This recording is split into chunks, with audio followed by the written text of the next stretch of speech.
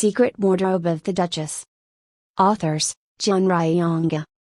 Chapter 1-20. Chapter 1. Armin. Rubica looked up at the man who was trying to protect her from the falling bombs without caring about his own safety. Armin. Please. Don't say anything more. She couldn't feel her body already. She knew the end was near, but she wasn't sad about her death. Although her life had been dramatic, it had been normal. There's no hope for me. Rubica, no. She tried to use what was left of her strength to at least put on a pale smile. If anyone had seen her, they would have felt pain in their heart. Her smile was that sad. She just tried to memorize Armin's white hair and kind wrinkled eyes using her fading sight. I want to tell you something. Armin shook his head, knowing it would be her last words. He didn't want to hear her last words. He wanted her to believe that she could survive. He couldn't imagine living without her. Man, Rubica said. She was already 70 years old and she had been enduring well. She had suffered so much, working at a small abbey in a land razed by the war. Still, she felt she had led a quite decent life. She had found happiness in healing the wounded and helping the people suffering from the war like herself. Before the war, she had had no place to go to. Ironically, it gave her a place to stay. However, she still had one regret remaining in her heart. It was that she hadn't told Armin that she loved him. He had shown up about a decade ago at Hughes Abbey where Rubica was staying at. He was another victim of the war. He was blind.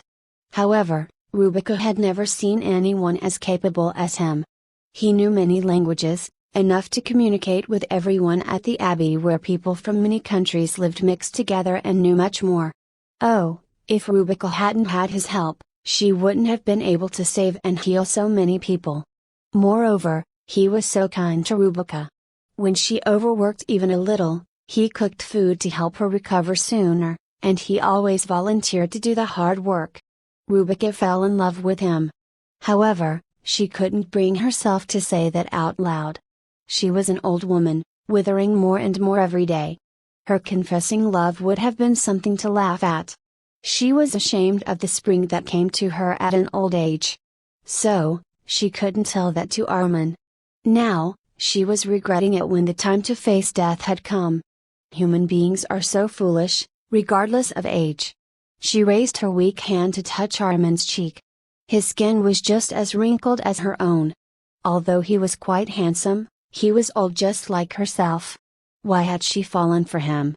Nevertheless, she enjoyed looking at him more than looking at young and good-looking men.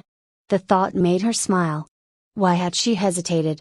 Why had she given up, thinking others would think it was wrong? She had experienced more than enough that life never waited. Armin, I. Rubica, I. They spoke at the same moment.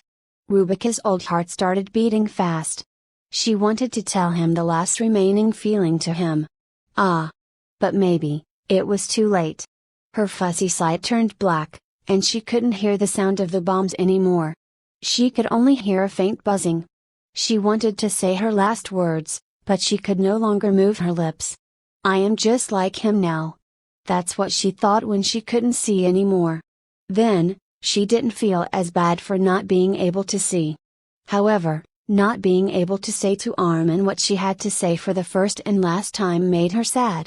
And that sadness became a small drop of dew in her eyes. Soon, she felt something cold on her breast.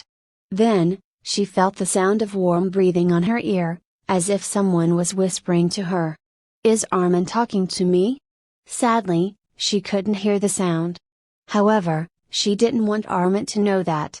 She wanted her last seconds to look beautiful and happy for Armin, even though she was an old woman. Even though he couldn't see. Rubica felt Armin stroking her face with his hand.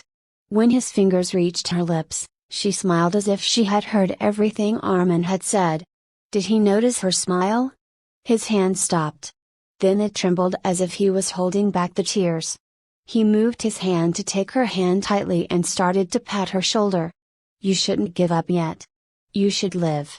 It was as if he was whispering through that gesture. However, despite his efforts, Rubica's consciousness just went further and further away. Armin's hand patting her shoulder, his scent, and his breath. They all got smaller and smaller. Eventually, she couldn't feel anything. Rubika's life had been unfortunate and dramatic, but also long enough, happy, and meaningful. Her life was about to come to an end, leaving just the regret of not telling her beloved that she loved him. Rubika suddenly woke up in front of a mirror. Her eyes were full of tears. Hup! She checked her reflection and shock appeared on her face.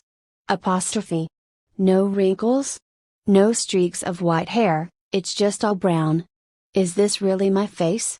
She touched her face and looked down at her milky white hands. She still couldn't get used to it as too much time had passed, but what she was seeing in the mirror was her younger self. What is going on? Before she could look around to figure out what was happening, someone knocked on the door and opened it. Miss. The maid was familiar to Rubika. However, she couldn't recall her name immediately as it had been 50 years since she lived with her. You must prepare for the morning. What? Rubika asked confusedly. Hurry. The maid didn't wait for Rubika. She seized her thin wrist with her own rough and powerful hand and ran down the stairs. Rubika, who had just been in the attic on the second floor, arrived at the dressing room on the first floor in no time. Rubika. You're way too late. A little lady sitting in front of a dressing table stomped her feet in anger. She wasn't acting like a noblewoman at all. Then, the maid handed a comb to Rubika as if it was only natural. Angela. Rubika's voice shook, but this time, she said the name right away. How could she ever forget the girl? Rubika's mother had died in the year she turned 16. Ever since then, she had been under the protection of her uncle and his wife who had paid her family's debt. However, that protection was more like exploitation. Angela was Rubika's uncle's daughter, her cousin. She didn't like Rubika calling her by name. She pouted and turned around while saying, "Comb." She spoke as if she was talking to her maid. Rubika's tears disappeared in no time. Instead, she frowned hard to Angela in the mirror. You shouldn't speak like that. Their gazes met, and Angela looked away instead of yelling again. Rubika sighed. It was so strange. Had she had a bad dream? She hid her complicated feelings and combed Angela's flowing red hair. Oh, Angela. Her red hair always had a pretty glow. It felt quite soft to Rubika's fingers. She had probably been raised with good food. Rubika had missed that soft texture. She barely stopped something hot coming up her throat and asked, "Which style do you want?" "Same as yesterday." I liked it. It was pretty. Same as yesterday? Rubika blinked her deep reddish brown eyes. Then she tried to remember the yesterday Angela meant. However, no matter how hard she tried, she couldn't recall the style Angela had worn yesterday. When she thought of the word yesterday, the memory that came to her mind was, Rubika, a man will strike nearby tomorrow. Rubika has just returned after taking care of the patients. Armin gave her warm water and biscuits. She then drank the water and sat down next to her to look at the fishing net he was making. They had planned to go fishing to the lake with the children the next day after finishing the net. Would they even strike this abbey, anyway? You see. Armin's hand stopped, and Rubika widened her eyes in surprise. Even during the violent war, no country nor any monster had invaded Hugh's abbey. That was why so many refugees had come there, following Hugh God's teaching of love your foe as if he were your neighbor. Rubika and Armin had been one of those as well. Armin hesitated for a long time, wondering if he should tell Rubika what he knew, but he eventually started speaking. Dragonibur, that used to sleep, has woken up. Ah. Rubika, I've prepared a hideout under this alcova. If anything happens. Armin. Rubika took his shaking hand. She thought it was good that he couldn't see her eyes shaking in fear just like his hand. If anything happens, save the children first. Rubika. We've lived long enough. She wasn't wrong. She had lived for 70 years. The children were much younger, so they were more likely to find happiness at the end of this pain. They had to survive. Chapter 2 Rubika? Angela called Rubika, who had stopped combing and was in a daze. Oh, sorry. I must be a little tired. Angela's calling brought Rebecca to her senses. Thinking about it again, it felt so strange. She was combing Angela's hair here, without a single wrinkle on her face. However, the Rebecca of the present didn't even have the luxury of doing nothing and being lost in thoughts. For now, she started to comb Angela's hair. I cannot remember yesterday's hairstyle. Nevertheless, the moment she touched Angela's soft hair, her anxiety and confusion melted away. That softness calmed her down. Oh, when she sometimes thought about her, she would recall Angela's hair rather than her eyes and nose. She started combing the hair and sprinkled rose water on it to enhance its softness and elasticity. Soon its scent filled the air. I'm happy. Rebecca enjoyed working on Angela's hair. Her hair was fancy top grade that was worth taking care of. Rebecca could even endure her uncle and aunt using her as a housekeeper as long as she could do Angela's hair. Her hands started to move busily. Although she couldn't remember, her hands know what to do. All the Burners had soft but thick hair. So, the style had to show its richness. Rebecca started to use the comb to skillfully pump up the hair and braid it. Huh? I think it isn't yesterday's. SHHH. The maids on both sides were about to point out the style wasn't yesterday's, but Angela stopped them. The style was definitely not yesterday's. Apostrophe. Pretty. I like it. Angela was once again impressed by Rebecca's skill. She wasn't just braiding the hair. She was making Angela's somewhat round face look cuter and more attractive. Not anyone could do that.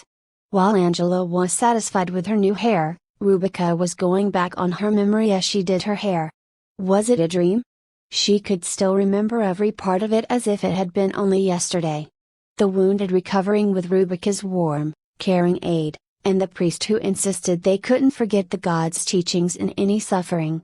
And Armin, who was always there when Rebecca looked. She felt pain in her heart at recalling him. She was most certainly standing there, doing Angela's hair, but that reality felt far away just like a dream. It was so strange that her fingers, doing Angela's hair, didn't have any wrinkle. What had happened? She might have lost her senses while looking at her mirror and had a long trip of daydreaming, but what she had felt was so real. Armin. Was just dream? No way. Rebecca finished doing Angela's hair. She then opened the accessory box to give it the final touch. Her head was full of thoughts about Armin and her new reality, so she couldn't decide on a pin for a long time. No hairpin in the box caught her eyes. They aren't right. In the kingdom of Cerritos, Rebecca's homeland, frugality was a virtue. However, as the Burner family had been in the trading business for generations, the accessory box was full of hairpins that were way too fancy for Angela's status. They all look expensive, but they are not for the color of Angela's hair. Then, she spotted a silk ribbon next to the box that was tied around a comb and an iron. It was pale gold, and it fitted Angela's hair. Angela had the lively energy of spring. Silk knots that dance with the breeze would be better than a pin made of cold gem. When her thought reached that point, her hands moved first. Half in a daze, she made a knot with the ribbon. It was different from the normal knots used to decorate sofas and curtains. She tied 4, 5 times, made the end dance with the wind, and put it on Angela's hair using a pin. What is this? Angela frowned at first to see an unfamiliar knot on her hair. Then, she shook her head from side to side. The gold ribbon started to play hide and seek behind her red hair as if it was shy. It was woody and pretty. The gold light that remained after the ribbon moved made her hair look brighter and livelier. I think it's good. Yes, Miss Angela. It fits you very well. It is so pretty. Unlike Angela and her maids, who were in joy, Rebecca was shocked to see the knot she had made. That's a sailor without legs who had been recovering at the Abbey had taught her how to make that knot. He was from Venice Island and had made all kinds of knots since he was young. He got his ideas from the knots used to tie furniture and hair. Then, he invented a knot that did nothing but just look luxurious. Oh, Mr. Chris. That is? Ah, I used to tie the anchor like this sometimes, just for fun. The sailor smiled shyly and tried to cover the knot he had made as a pastime. However, Rubica was fascinated by that knot. Her eyes sparkled. I want to tie like that, too. Please teach me. But this knot isn't even strong. But it's pretty. Pretty. The sailor got a compliment he thought he would never hear. He scratched his face in embarrassment, but he willingly taught Rubica how to tie that knot. That happened when I was about 40. In reality, the Rubica of her present age didn't know that knot. The maids and Angela didn't know it, either. They were so impressed, wondering how Rubica had thought of tying silk like that, and looked at the ribbon gently moving on Angela's hair. It isn't something like a dream you briefly dreamed. It all really happened. Rubica's hands started to shake. The knot on Angela's head was saying so. However, she didn't want to admit it. If all that really had happened. Everyone in the room. The girl, poor Angela will. Rubica? Rubica wasn't applying the soft cream on Angela's neck and hands. So, she looked back with wide eyes. Then, her big green eyes spotted something shining on Rubica's chest. It was a ring with a stone that looked like a piece of blue sky.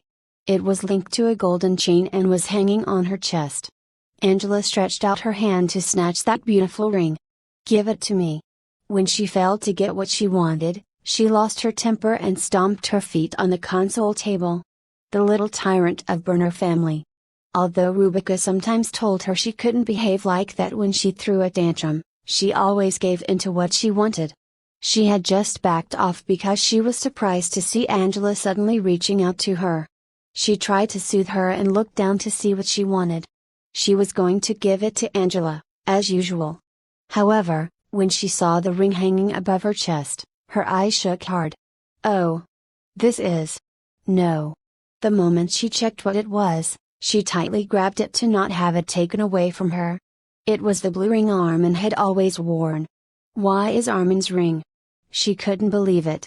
She couldn't think straight because too much information was swirling in her head, but she knew one thing. She couldn't give up that ring, ever. Angela was the one who was shocked. Rubica had always given her anything she wanted, no matter what it was. But now, she was glaring at her, her lips tightly shut and her eyes full of tears. She was so shocked that she forgot to stomp her feet and stared at Rubica. Then, her maids started to get nervous. Angela would nag at them for the whole day whenever she got angry. Pleading to their master and their mistress about the little girl's behavior was no good. They just smiled and thought it was their cute daughter's charm. However, Rubica was the Cinderella of the Burner family. The maid who was holding the accessory box glanced at Angela and started speaking. Miss Angela just wanted to take a look at the ring. Did you really have to speak like that? You could have expressed yourself in a nicer way. Yes, it is not elegant to express your anger to your younger cousin. They were both speaking for Angela. She looked at them and then turned to Rubica. Today's Rubica was different from the usual. She had willingly given Angela anything, even when she wanted what her mother had left to her, saying if you want it. But now, she was holding that ring tightly as if the persuasion and accusation of the maids could not make her change her mind. Angela got mad. It was just a stone ring, Rubica doesn't know what I am thinking. Fine. I don't even want to look at you. She looked away and told Rubica to leave. Rubica was rather relieved to see she was giving up on her ring. One of the maids rubbed Angela's neck and hands with cream and glanced at Rubica. It meant she had to leave before something bigger happened. Rubica was about to obey the little tyrant and leave the room. But things were extremely strange, so she asked one of the maids, "Where's my aunt?" "She is at the drawing room with her husband. They are meeting a guest." "A guest, so early in the morning?" And they hadn't politely pointed out how rude that visit was but met the guest in the drawing room. What was going on?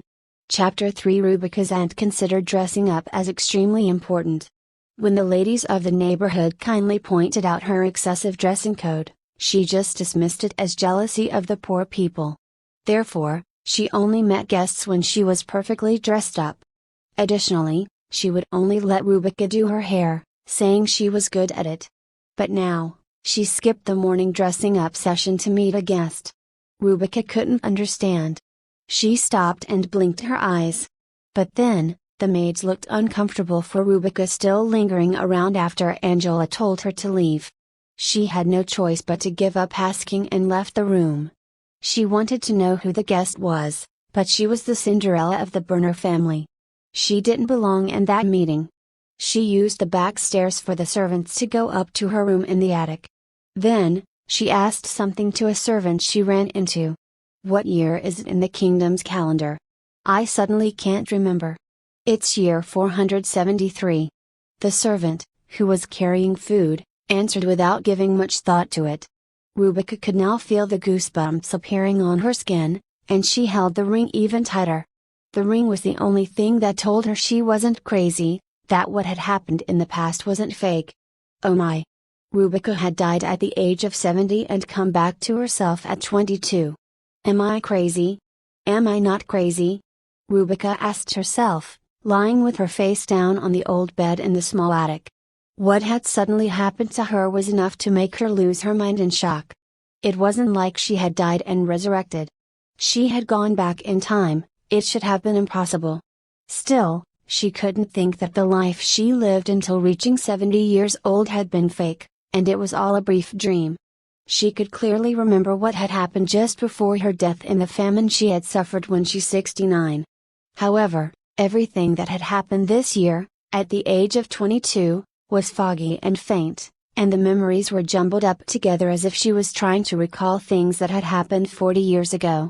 Most of all, she had a reason to believe she had come back in time because she looked at the ring on her chest with sad eyes. The blue stone that decorated it was beautiful, but it was neither sapphire nor blue topaz. It was just stone. However, Armin had never parted from it as if it was something precious. The ring had been one of the reasons Rubica hadn't been able to tell him she loved him. She thought he still couldn't move on from his former lover. This is Armin's, it has to be. She had a good reason to be so sure like that. On the day of her birth, her mother had been very delighted to see that her child's eyes had a red hue. Hugh will bless you. People with red eyes were blessed by Hugh, the god of love. They will always meet good lovers and live happily. The mother hadn't known that those red eyes would just become normal reddish-brown eyes as the girl grew up. Therefore, she named her Rubica. Ever since then, ruby had been the only type of jewel Rubica wore. Although her aunt had taken all of it from her because of debt, there was a time when her accessory box was full of red gems. Even after that, she never wore any accessory that wasn't red. The color fitted her the best and her late mother had liked it. Armin. She had felt something cold being dropped on her breast as she died. Was it this ring?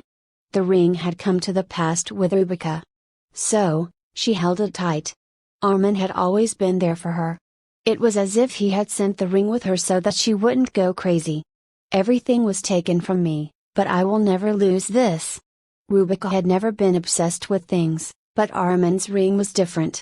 It was the one object that let her stay sane and was a clue at the same time. She suddenly got worried. What if her aunt tries to take it away like the other things? For now, she carefully wrapped it in a cloth and hid it deep in her dress. Then she sat down on her bed, wiped the tears, and decided to try to make sense of everything one by one. First of all, year 473 of the kingdom. Rubica was 22 years old, already way too old to get married. She bit her lips hard at that point. If it only has been 6 years earlier. Then, she would have been able to see her mother, although she was sick. At the time, she hadn't known her mother would leave her so soon. She had been so young. She had even slightly protested about how her friends went to balls, and she had to take care of her mother all day within the smell of medicine. That time had been precious. Everything she had enjoyed was only been possible under her mother's kindness. She realized that only much, much later. Sister Rubica, thinking of what cannot be undone and blaming yourself will only make you miserable. Now, let's use our time to think about the present that we can change, the time Hugh gave to us. Rubica recalled what the priest had told her when she had just arrived at the abbey and was just despairing at the reality. The world is like a fine mesh net. There are things you cannot fix, no matter how much you regret it. The priest had told her she had to focus on what was in front of her, the things she could do and fix. Only then a new net will be knitted. He just said that to comfort her, but it had changed Rubica ever since. She decided to think of the things she could do now in this new reality. The war will break out after 4 years. Rubica's land, the kingdom of Cerritos, was in the harsh Ceres Mountains. It had no decent specialty and the land wasn't good for farming. It was a poor land. However, that changed the moment the founder of Cerritos found a monostone mine deep in the mountains. Monostones had great energy. At the time, few knew how to use that energy. However, there was a great inventor next to the founder king. The inventor, who later started the Claymore family, made weapons using the energy in the monostones. His weapons were very powerful. Everyone started buying weapons from Cerritos to get rid of the monsters that infested the continent. Cerritos bought wheat with the money it earned from the weapons and it started flourishing. For more than 400 years, the family of Claymore kept inventing, and kings used the messy situation of the world to sell monostones and weapons. Apart from the kingdoms, dragons' territories were the only other places where such pure monostones could be mined. However, after 4 years from now, in the year 477 of the kingdom's calendar, the same thing that had made Cerritos flourish destroyed it, as if collecting the debt people owed to it. Have you heard that? Duke Claymore has invented a weapon that flies up in the sky. Weapon that flies? Well, is it as big as a baby's finger? No, of course not. I heard it is almost as huge as a ship. Something that big cannot fly. Hey! You know Claymore turns the impossible into possible. At the age of 26, Rubica had been working in the burner's house without getting married as she had no dowry. She diligently picked up grains to be sowed while listening to the servants. Now it's the time to fight the dragon. Why should we mess up with a sleeping dragon? If it weren't for that dragon, we would be eating meat instead of potatoes. Rubica had to restrain her laugh at this and continued carrying out the bucket full of grains. Actually, there was a large plain right next to the kingdom of Cerritos, and that plain belonged to the greedy dragon Ios. Will they really attack the dragon? Nonsense! Rubica muttered so as she sowed the field. Then, a huge and black shadow went over her.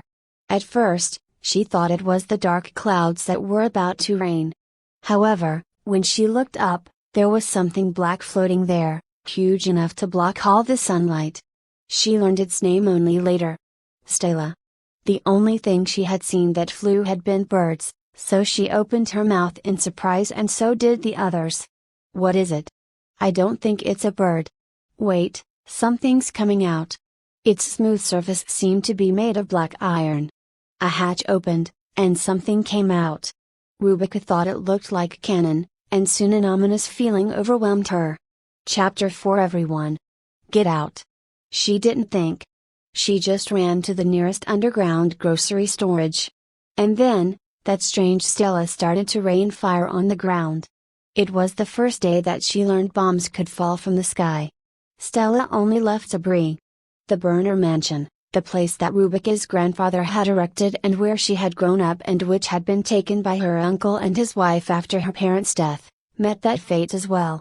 Her uncle always traveled abroad as he was a merchant, but he was at home that day. Rubica wailed in front of his black body. And oh, how was Angela's dead body, who had grown up enough by then and would tell her mother not to be too harsh on Rubica? Her heart ached just thinking about that horrible moment. What should I do? What should I do to save everyone? Should I ask Angela to go on a stroll with me and take her to the storage? Oh, but her mother won't approve it. What should I tell my uncle? No matter how hard she thought, she couldn't think of a way to save the others. She didn't know how the war had broken out and how that day's air raid had proceeded. How did Cerritos' invention end up destroying Cerritos? She bit her lips anxiously.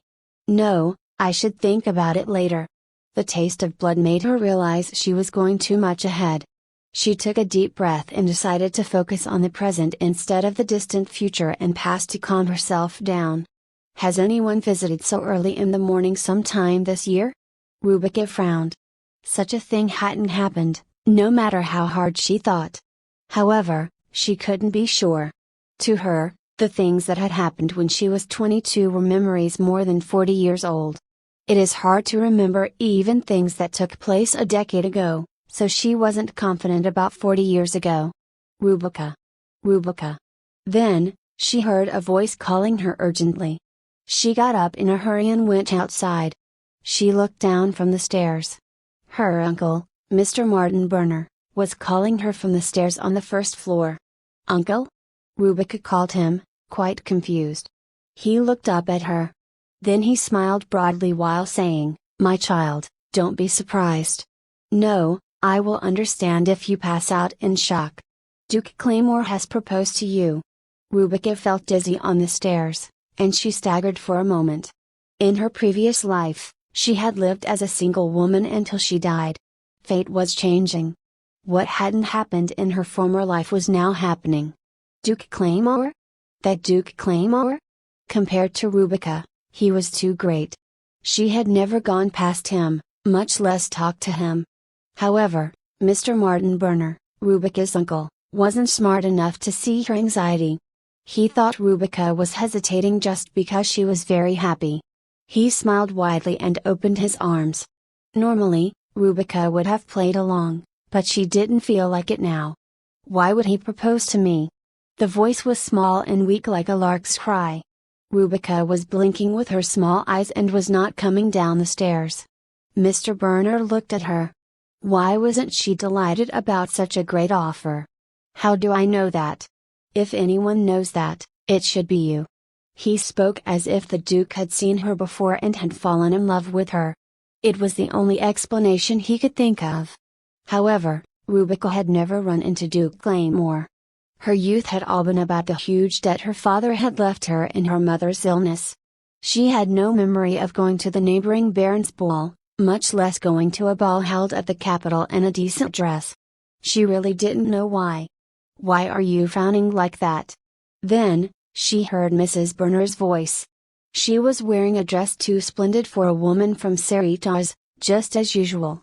However, she didn't have the time to have her hair done by Rubica this morning, so she just tied her pretty blonde hair with a ribbon. It made her look less splendid than usual, but she continued to mercilessly move her red and smooth lips. "Rubica, it is a great marriage that you can't even dream of. The Duke even offered to pay your marriage expenses instead." She had finished calculating already. Although it was Rubica's wedding, everything had been decided without her. She looked into Mrs. Burner's cold eyes and realized she would never let her say no to the Duke. "But I've never seen him ever before. There's no way he would just suddenly propose to me like this. What if he mistook me for another lady?" Rubica gathered her courage, even under that cold gaze, and mentioned her doubts. She smiled faintly to Mr. Burner, praying that her question would sound reasonable. It had to be a mistake. Although the name Rubica wasn't common, it wasn't that rare either. The Duke would have never asked a lady who had a baronet's title and nothing else. However, her doubt was shattered by Mr. Burner's reply. "Oh, it isn't a mistake at all. The Duke knew what your patron, did, and he exactly knew our address and your late father's name. Ha ha, he checked everything and returned." "Our address?" Ominous feelings started to take over Rubica. Had the Duke really proposed to Rubica Burner instead of any other Rubica?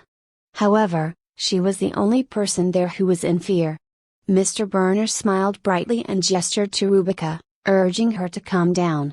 She had no choice but to fight the dizziness and go down the stairs. As soon as she arrived at the first floor, her aunt smiled warmly and took her hands to congratulate her. "I envy you. This marriage has been possible only because your name is on the aristocrats list as a baronet thanks to your father."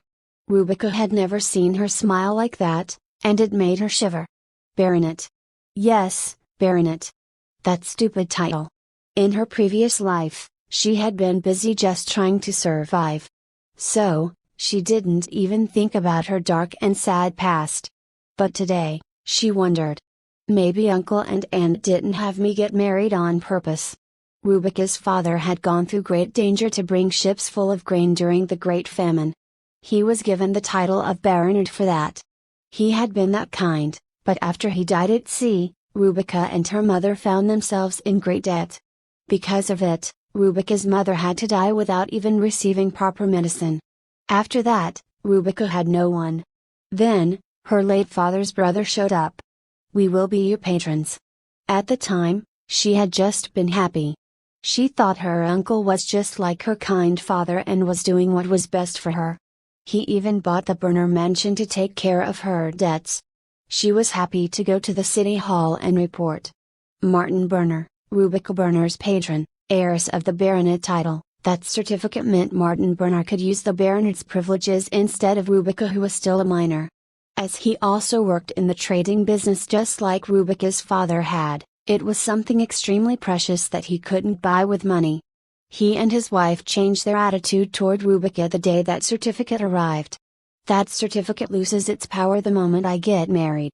At the time, she couldn't understand what was going on. She was too young to know how things worked.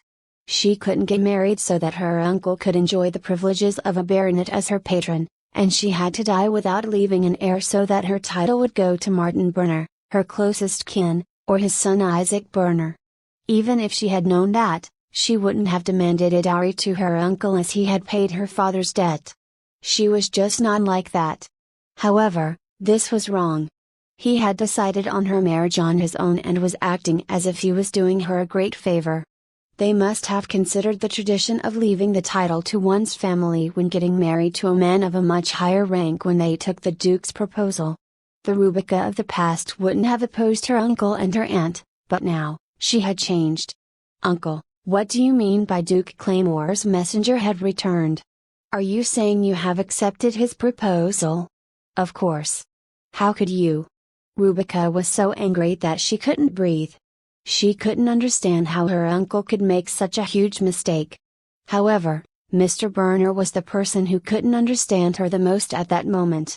He really didn't know why she was acting so angrily. He just blinked his eyes.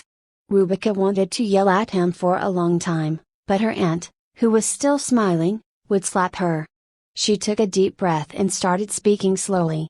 Chapter 5. You should have asked for my opinion. Rubica's accusation was just. Mr. Burner realized what he had missed only then. However, he was naturally positive and soon made sense of things, in his point of view, and smiled. "I was going to surprise you." He sounded as if he never thought about Rubica refusing the proposal. Rubica couldn't take it anymore and yelled, "I don't want to get married to the Duke." Everyone was shocked to hear that. Mrs. Burner, Mr. Burner, and even the servants in the mansion who had been listening to the conversation quietly. Duke Claymore. He had become a duke at a young age in his 20s, 3 years ago when his parents died in a chariot accident. He was literally the most eligible bachelor in the kingdom. He was so capable that he was now the most trusted subject of the king, and everyone praised his handsome looks. Rubica was from a baronet family that lived by with a trading business. She couldn't even dream of marrying such a man. Nevertheless, she hated him. Edgar Taylor Clade Winmore. How could she ever forget that name? He was the man who invented Stella, the bomb dropped from the sky. The Claymore family had always been full of great inventors. The family had greatly helped the kingdom in becoming the place where the most advanced weapons were produced. The kingdom's budget of the year depended on what kind of inventions the family made in that year. Edgar Taylor Clade Winmore, the 24th Duke Claymore, was thought to be the most brilliant Duke Claymore ever. Eventually, he used that brilliant mind to create the terrible monster, Stella. That Stella was going to kill most of the people with Rubica in 4 years. Because of the war it caused, Armin lost his eyes, and many people lost their parents, children, and friends. And what about Rubica's end? That merciless weapon didn't discern the innocents and enemies. Bombs were dropped even at Hughes Abbey, where priests took care of sick people and orphans, and Rubica eventually died at the age of 70. To her, Duke Claymore was like her greatest enemy. If it had been another man, she would have handled it, even if it had been an old duke with white hair, but she couldn't marry Duke Claymore. Ever. She bit her lips tight and stared at her uncle, protesting. She had never done that before, and the atmosphere seemed to be freezing. She had always been obedient and kind. Mr. Burner hadn't expected her to protest like that, so he just froze there and started to sweat hard. Ha ha ha. Mrs. Burner's laugh broke the silence. Everybody was frozen and couldn't say anything, but she threw a rock-called laughter to that mood. Rubica, you're not a young teenager. Are you acting like this because the Duke didn't kneel down in front of you and present flowers to you? Oh, Rubica, think of your age. And think of the Duke's high status. It wouldn't have been right for him to come to you and ask for your hand in marriage like a silly boy from the neighborhood.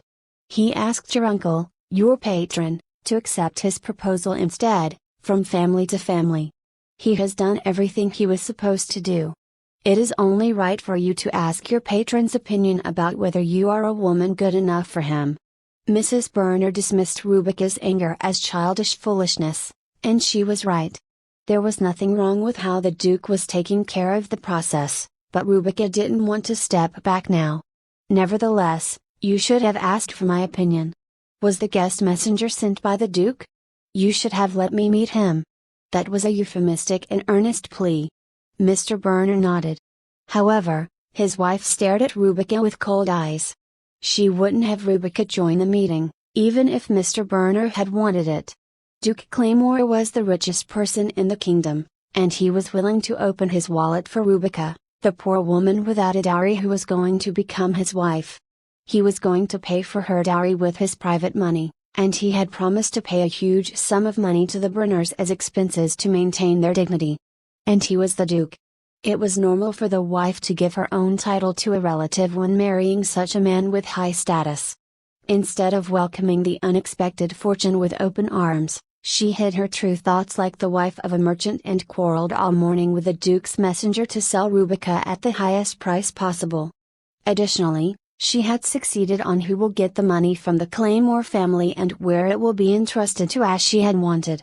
At least her son, Isaac Burner, who was studying at the academy now, would not have to worry about money until graduation. In the end, the messenger surrendered and wrote down everything Mrs. Burner wanted. He said the Duke wanted that marriage done, no matter the cost. Mr. and Mrs. Burner were about to get everything they wanted. Moreover, Mrs. Burner was going to do even more.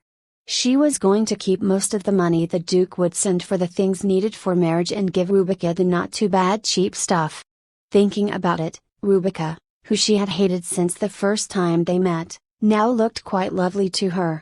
Rubica, we thought it wouldn't be right for us to have you present at such a meeting. As you must know, it is a little ungraceful for a bride to talk about expenses and such things herself. Irene is right. Mr. Burner wasn't used to getting blamed. He soon got rid of his frown and agreed with his wife. Rubica had no choice but to make it clear again that she didn't want to marry Duke Claymore. Then, Mrs. Burner's blue eyes started to be filled with tears. Think of your age. You will never get such a husband again.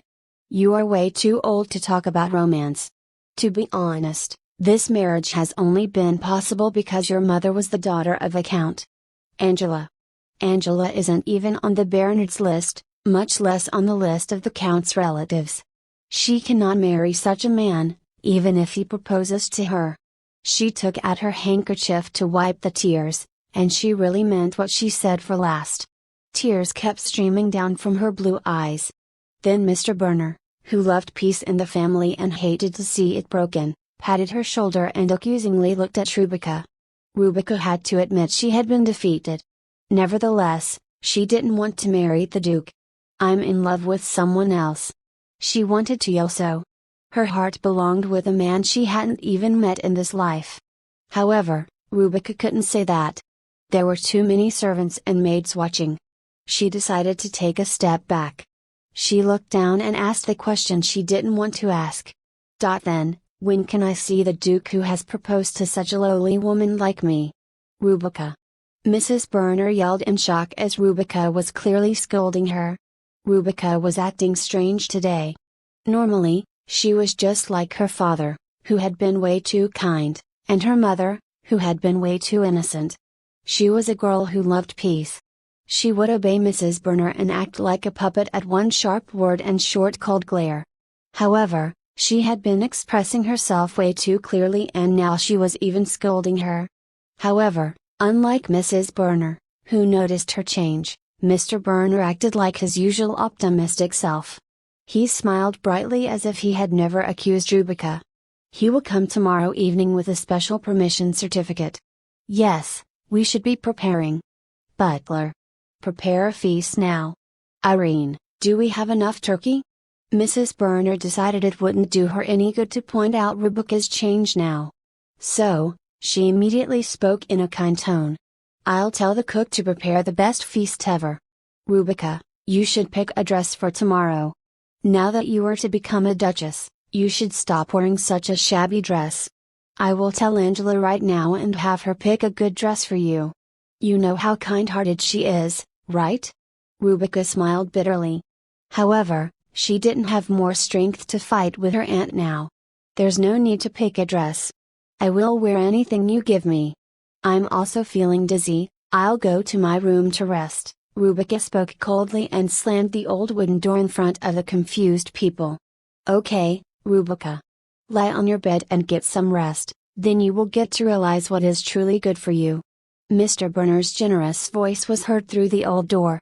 Soon, Rebecca heard the laughter of the servants agreeing with him.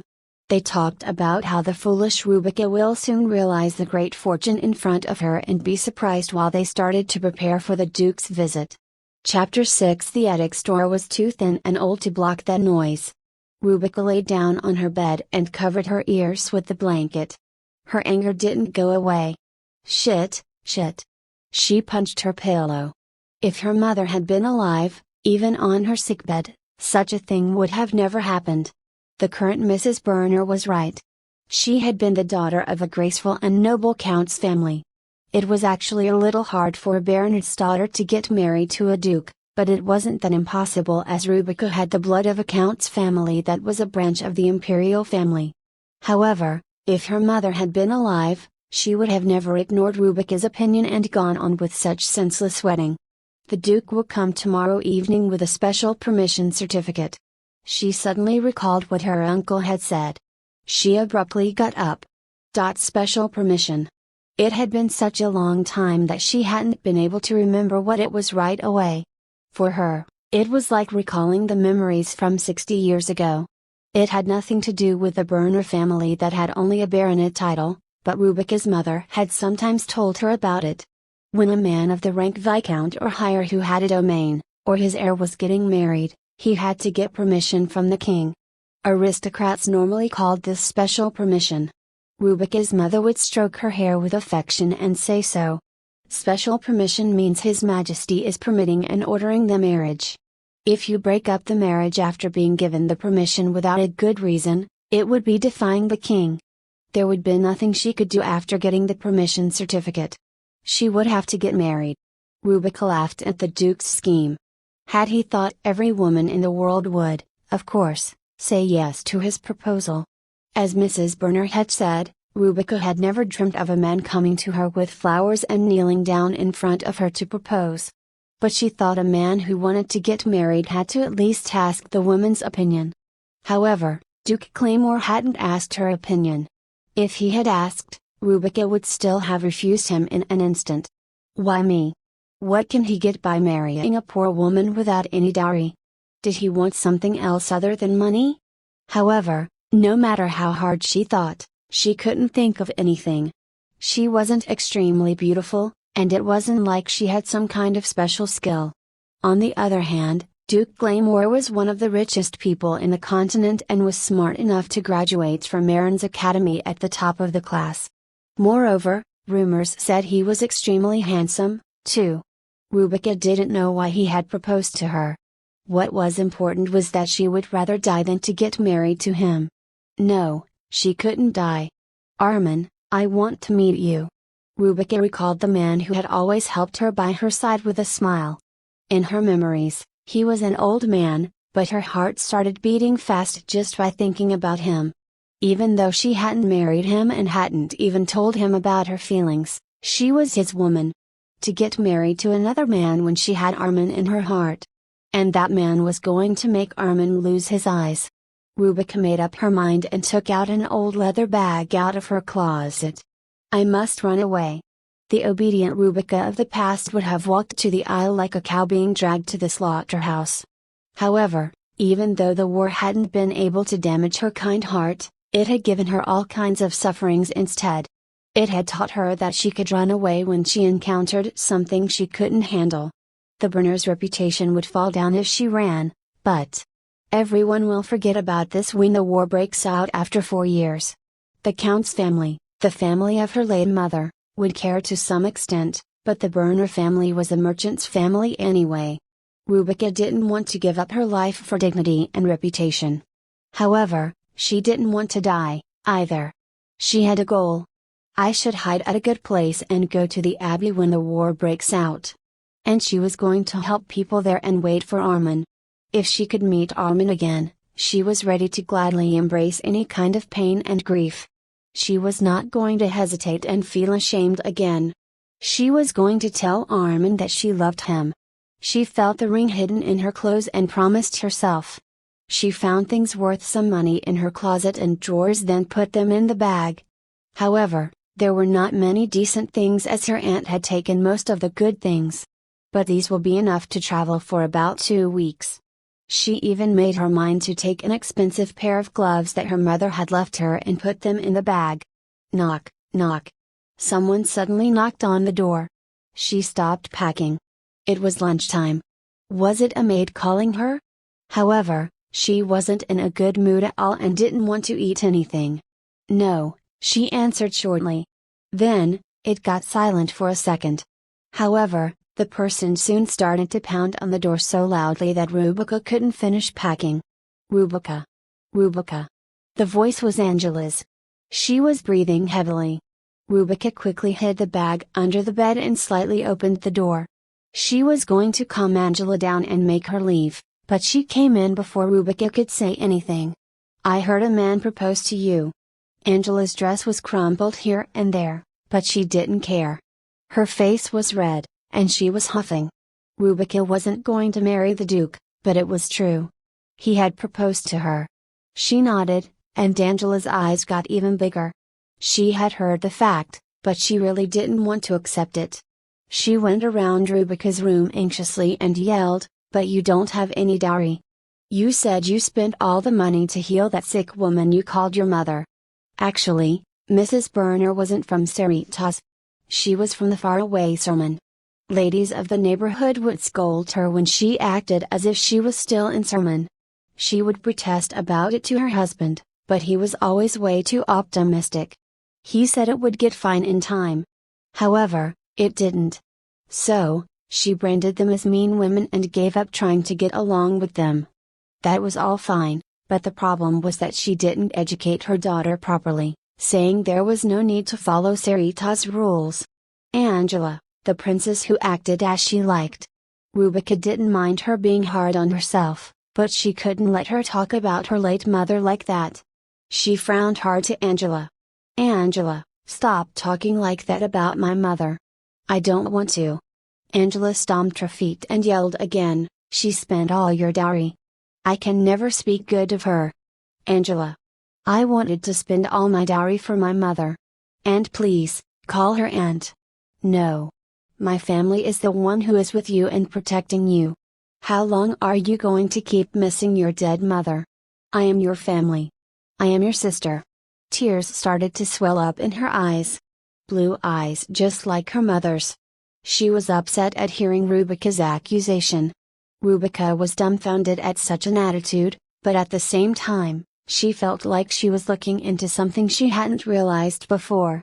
How long are you going to miss your dead mother? Had I? She certainly hadn't been on the right mind after her mother's death. That was why she trusted her uncle and his wife so easily. And when she realized she had been betrayed, she stared at her mother's portrait and shed tears in grief every night. Ironically, she came to her senses only after everything had been destroyed, when the bad protector, Mr. Burner, was better than nothing. How can I not miss my late mother? No one in this mansion was kind to me. Rubica looked at Angela, her face wet with tears. However, Rubica wasn't angry at her. She pitied her. Angela was like a cute girl. Her parents were fond of her, but they never had her get an education. On the other hand, they didn't hesitate to send money to Isaac, who was at the academy. They were always delighted to see Isaac's good grades every year and send him more money. Isaac will get at least the Baron title, even if he fails to get a degree at the academy. Then, Angela, men will line up to propose you. However, unfortunately, Isaac was going to die in 2 years in a quarrel at a gambling house. His body was dark purple because of the illegal drugs he had enjoyed until then. All his grades were fake. The money he had said he needed for experiments and books were lies to get money to hang out. Rubica couldn't be harsh, it was just not her nature. To think how much her aunt and Angela despaired at the news they were about to receive, she couldn't be harsh on Angela. She smiled kindly instead. "When did I say you were not my sister? Angela, are you going to do nothing if someone says bad things about your mother?" No, and would you not save money to heal your mother if she gets sick? Wouldn't you sell the stockings you are wearing now to get her medicine?" Angela thought about this for some time. Then, she sheepishly whispered, "I would. That is what I did, Angela." Chapter 7. Angela dropped her head down. Then, Rubica saw the gold ribbon she had tied for her this morning. As Angela liked to run around, the ribbon fixed lightly with the pin would have gotten loose.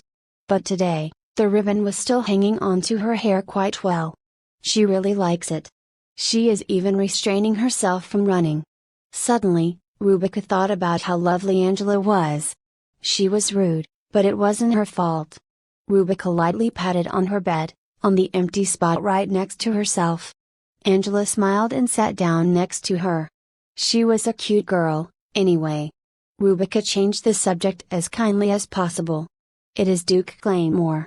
I know, Mama was angry about it, saying I couldn't even dream of marrying such a man. But she said I would be able to get introduced to a marquis after you become a duchess." Mrs. Burner had told this to Angela? Rubica tried to stop her glance from getting cold and looked at Angela as warmly as possible. "But why has such great man asked your hand in marriage? You don't even have dowry." "Yes, Angela. I wish I knew why. He is even using his private money," Rubica answered remotely. Angela's lips quivered, and she was about to cry at any moment. Then the child asked Rubica, "Are you going to marry him? Are you going to get married and leave this mansion?" Rubica was not going to marry at all, but she was planning to leave in secret. Rubica decided to speak vaguely to Angela instead of being honest. "I will probably leave." Then, the blue eyes started to shake. Angela quickly looked down to hide her tears. Rubica looked at her trembling shoulders with surprise. She couldn't understand why Angela was acting in such a way. These are yours." Angela calmed down and took out something wrapped in a handkerchief from her pocket. When Rubica unfolded it, she found pretty ruby earrings, ring, and necklaces. Those were her mother's accessories that she had given to Angela a long time ago. "These are." She couldn't finish the sentence. Her mother's accessories which she hadn't seen in the past decade. Rubica could recall her mother wearing them as if it had been only yesterday. "I was keeping them to give them to you when you get married." Rubica recalled the days where Angela would cry as if there was no end until she gave them to her. Therefore, she looked at Angela confusedly. "Mama is always taking your things and selling them." Rubica couldn't hold it anymore and hugged Angela tightly. Indescribable emotions swelled up. "Angela, you are a really good girl." Because of her parents, who loved her like a doll but didn't teach her properly, she was a little rude and impatient, but at least her heart was warmer than anyone else's in the mansion. Of course. Angela didn't know what to do at Rubica's compliment, so she pouted, "I was going to keep that ring for you this morning so that Mother wouldn't take it away." Then, she hesitated and handed a small silver brooch to Rubica. "Congratulations, Rubica." Rubica wondered if she should tell her that she wasn't going to marry the Duke. However, she decided there was no need to make the child handle such worries. "Thank you, Angela." Rubica smiled bitterly at Angela, who brightened up at this. She thought for a moment and asked with a little stammer, "Rubica, you will come visit me sometimes, right?" I don't know.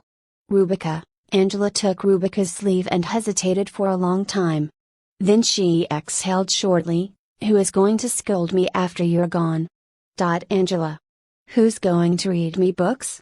Rubica had to hold back her tears. This rude but kind-hearted cousin knew who truly cared about her, after all. Now, the night, which Rubica had been waiting for, had arrived. She put on a shabby gray dress instead of her pajamas. Next, she wore Armand's ring under the dress and hid her dark brown hair under a gray hat. She was going to put on a black veil to cover her face after daybreak. She had put only some clothes and things to sell in her bag. She hadn't forgotten to pack her mother's things. However, she didn't pack the silver brooch Angela had given her. She couldn't bring herself to sell it, so she just left a short letter to Angela on the desk.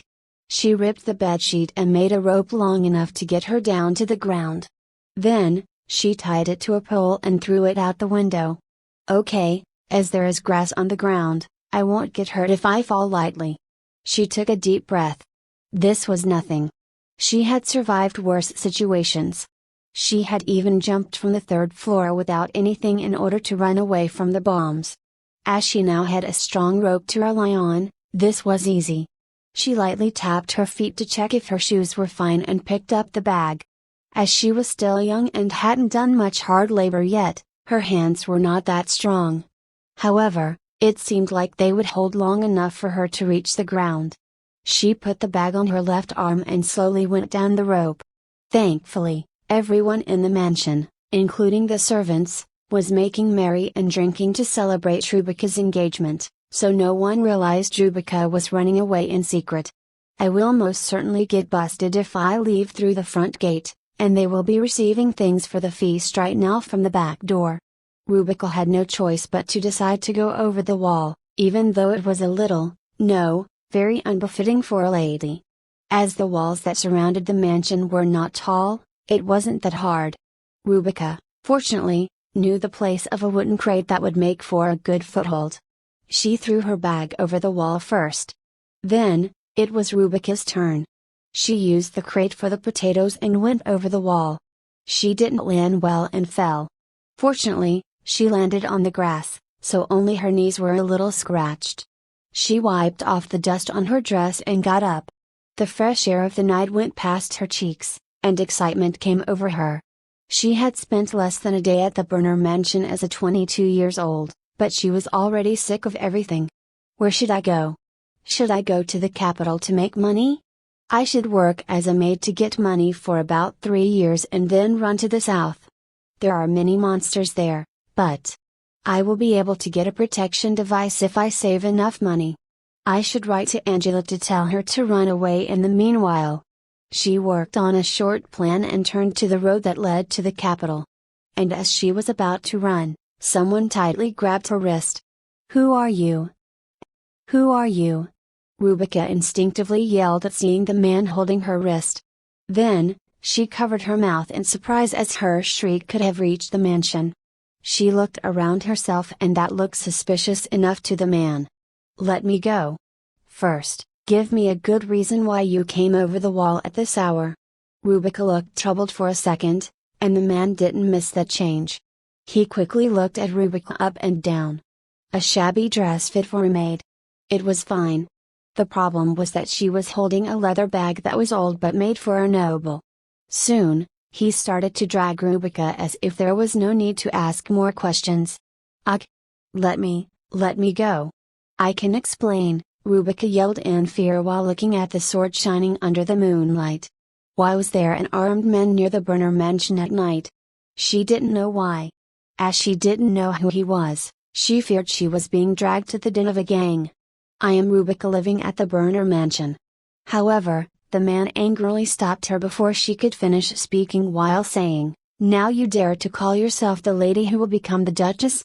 That made Rubica's mind go blank. Although she couldn't be sure, if she was right, she had never seen this man in the neighborhood. Then, how did he know about the Duke's proposal? However, she didn't have the time to find an answer to her question. The man dragged her to the main gate of the Burner mansion in no time. It was still silent there as if they hadn't found out that Rubica was gone. "Please, let me go." Rubica couldn't afford to be heard from the people in the mansion, so she pleaded quietly. However, the man didn't even flinch. He was so strong that although he was only holding Rubica's wrist, she couldn't get away from him. Eventually, she decided to do what was against her usual belief.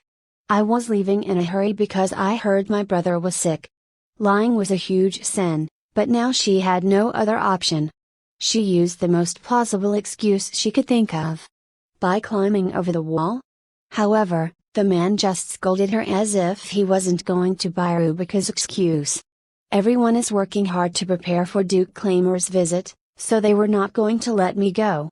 But if I don't go now, I don't know what will happen to my brother." Chapter 8. Rubica was quite surprised to hear herself lying like that. The man then stared at her with his bright brown eyes.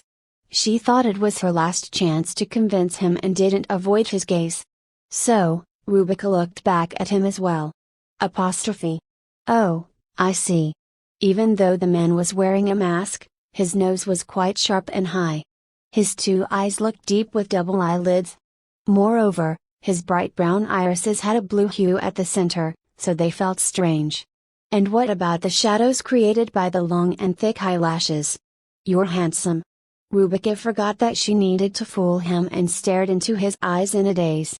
The man eventually burst into laughter at that blank expression. "You should have not lowered your guard and tried harder to fool me." Then, he forcefully took Rubica's leather bag and said, "This bag is too good to belong to a maid." He mercilessly opened it and had the things inside fall to the ground. Some old clothes fell down, but he didn't miss what he had to find among them. He carefully grabbed a wrapped cloth and quickly opened it. Then, ruby accessories and a few silver coins fell into his hand. "You even stole, how shameless! Whose accessories are these? Do they belong to the future Duchess?" The man was right. However, the problem was that the future Duchess was Rubica. But would the man believe her if she said so? Her dress was way too shabby. He had gotten mad when Rubica had tried to tell him who she was earlier. So, Rubica couldn't do anything. Then, a light came to their direction. As it got closer, the man got slightly nervous and stood up straight. He acted like a soldier waiting for his general. Rubica was surprised and looked at where he was looking at. Apostrophe. "A carriage? No horse. Does it work with mana stones?" There were some splendid carriages, with bright lamps on both sides, coming to the Burner mansion without making any clopping sound of hoofs and the neighing of horses. A carriage that worked with mana stones was expensive, most nobles couldn't even dream of owning one. And now, there were at least 3 mana stone carriages coming. It had to be at least a marquis for it to be that rich, and a bad feeling rushed over Rubica. She was hoping her feeling was wrong, but then the man sealed her fate. "The Duke will decide what to do with you." There was a black eagle holding an axe drawn on one of the carriage's door. If Rubica's memory was right, it was from the Claymore family. Before Rubica could blink twice in surprise, the carriage quietly arrived at the door. The man grabbed Rubica's hand tight so that she would not be able to run away and took a step back. "Your Grace, it's Stephen. I was going around the mansion to see if there was anyone suspicious before your arrival and caught a maid running away with the Burner's treasures." Then, he put enough pressure on Rubica's shoulder to make her kneel. "Please decide on her punishment." Nobles, who were counts or at a higher rank, had the rights to punish commoners. Rubica wasn't a commoner but a lady. However, her dress was too shabby. Punishment for a maid running away with the master's objects is, yes, cutting one of her wrists. The kingdom of Cerritos had strict rules.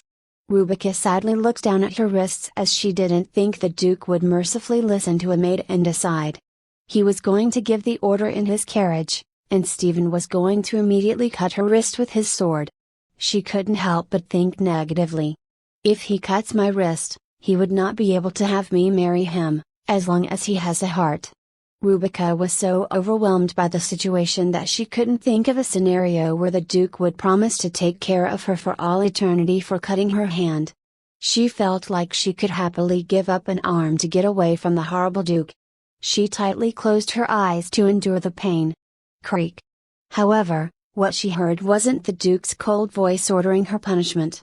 It was the sound of the carriage's door opening. Soon, a man came out and walked to Rebecca. Then, Stephen showed him the accessories and started to explain the details. Rebecca's fear grew. She cringed and looked down. Is he going to watch my arm get cut right at my side? Sadist. Rebecca's opinion of the Duke went down even more. She was shaking in fear, but then she heard an unexpected question. For what reasons were you trying to run away? Rebecca's closed eyes snapped open. The voice wasn't kind at all, it was cold. His tone was also extremely formal. Tell me a good reason why you were stealing from your masters. Even courts tended to take care of such cases without listening to the criminal's story. However, the Duke asked Rebecca why. She was relieved to know he was not as bad as she had expected. God of honesty, please forgive me for lying, but this is the only chance I have to run away. God of lies, please help me. Rebecca wet her lips and looked up at Duke Claymore. Then, her eyes widened at seeing the man in front of her. Black silky hair that looked like a piece of the night sky, skin as white as marble, and two blue eyes that contrasted with the black hair were shining like two jewels underneath it. Tightly shut lips over a sharp chin made his face bear little impulsiveness but sensitive energy. His tall body was thin just to the right extent with the right amount of muscles. It looked masculine enough even under the clothing. Stephen, who Rebecca had found handsome earlier, now looked like an ugly fish commonly seen in the river next to the Duke. Rebecca was sure. She had never seen such a handsome man before, and she wasn't going to see another again. Ah! Rebecca felt her heart beat fast. It was her nasty habit again. She prayed in her heart that would stop and bit her lips hard. Rebecca, the reserved woman who was kind, calm, and always did what she was supposed to do. That was how people spoke of her from her birth to her death. However, she had a secret that didn't match that compliment at all. She greatly liked beauty. No, the word like wasn't enough to describe her passion about beauty. She would forget all the pain the moment she touched Angela's beautiful hair, no matter how hard she was on her. She loved beauty that much. She didn't just go after the beauty that could be plainly seen. She could even see the beauty within the ugliness and could see how a plain and thin girl could become a beautiful lady in the future. That passion and habit didn't leave her till the year she turned 70. Rebecca's heart would always beat faster at seeing beautiful people, especially young and handsome men. That was why Armin had been so special to Rebecca. He had been an old man who had lost his beauty of the past long ago, but her heart still beat fast when looking at him. That beating of the heart was slightly different from when she saw beautiful people. She realized that only about a year after she started to like him. Till then, she thought she just tended to fall in love easily, but after she started to love Armin, she understood that it had only been an instinctive reaction to beauty. And that instinct was now working.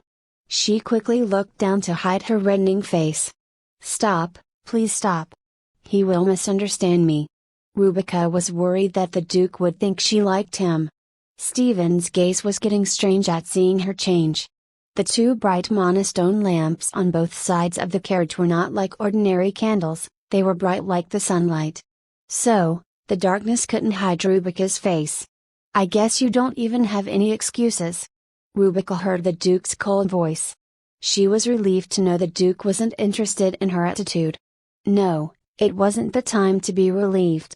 She realized she had missed her chance to make excuses while dealing with her beating heart. She looked up again. Then. Rebecca. Rebecca. Miss Rebecca, where are you? They had found out that Rebecca was missing only then. Voices looking for her were heard from the mansion. The Duke thought for a moment and then lowered his head to look at Rebecca. His clear blue eyes looked at her from up and down. Those eyes were beautiful, just looking into them made her heart feel like stopping. Brown hair, auburn eyes. Rebecca Burner, is that you? The voice was cold, without any affection to the woman he had proposed to. However, Rebecca couldn't deny it anymore. Yes. Stephen's face turned pale in an instant. He immediately knelt down next to Rubica and said, "Your Grace, please punish me for failing to recognize your fiancée.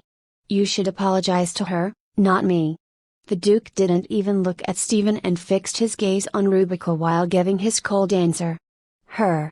Rubica bit her lips to hear him call her so coldly.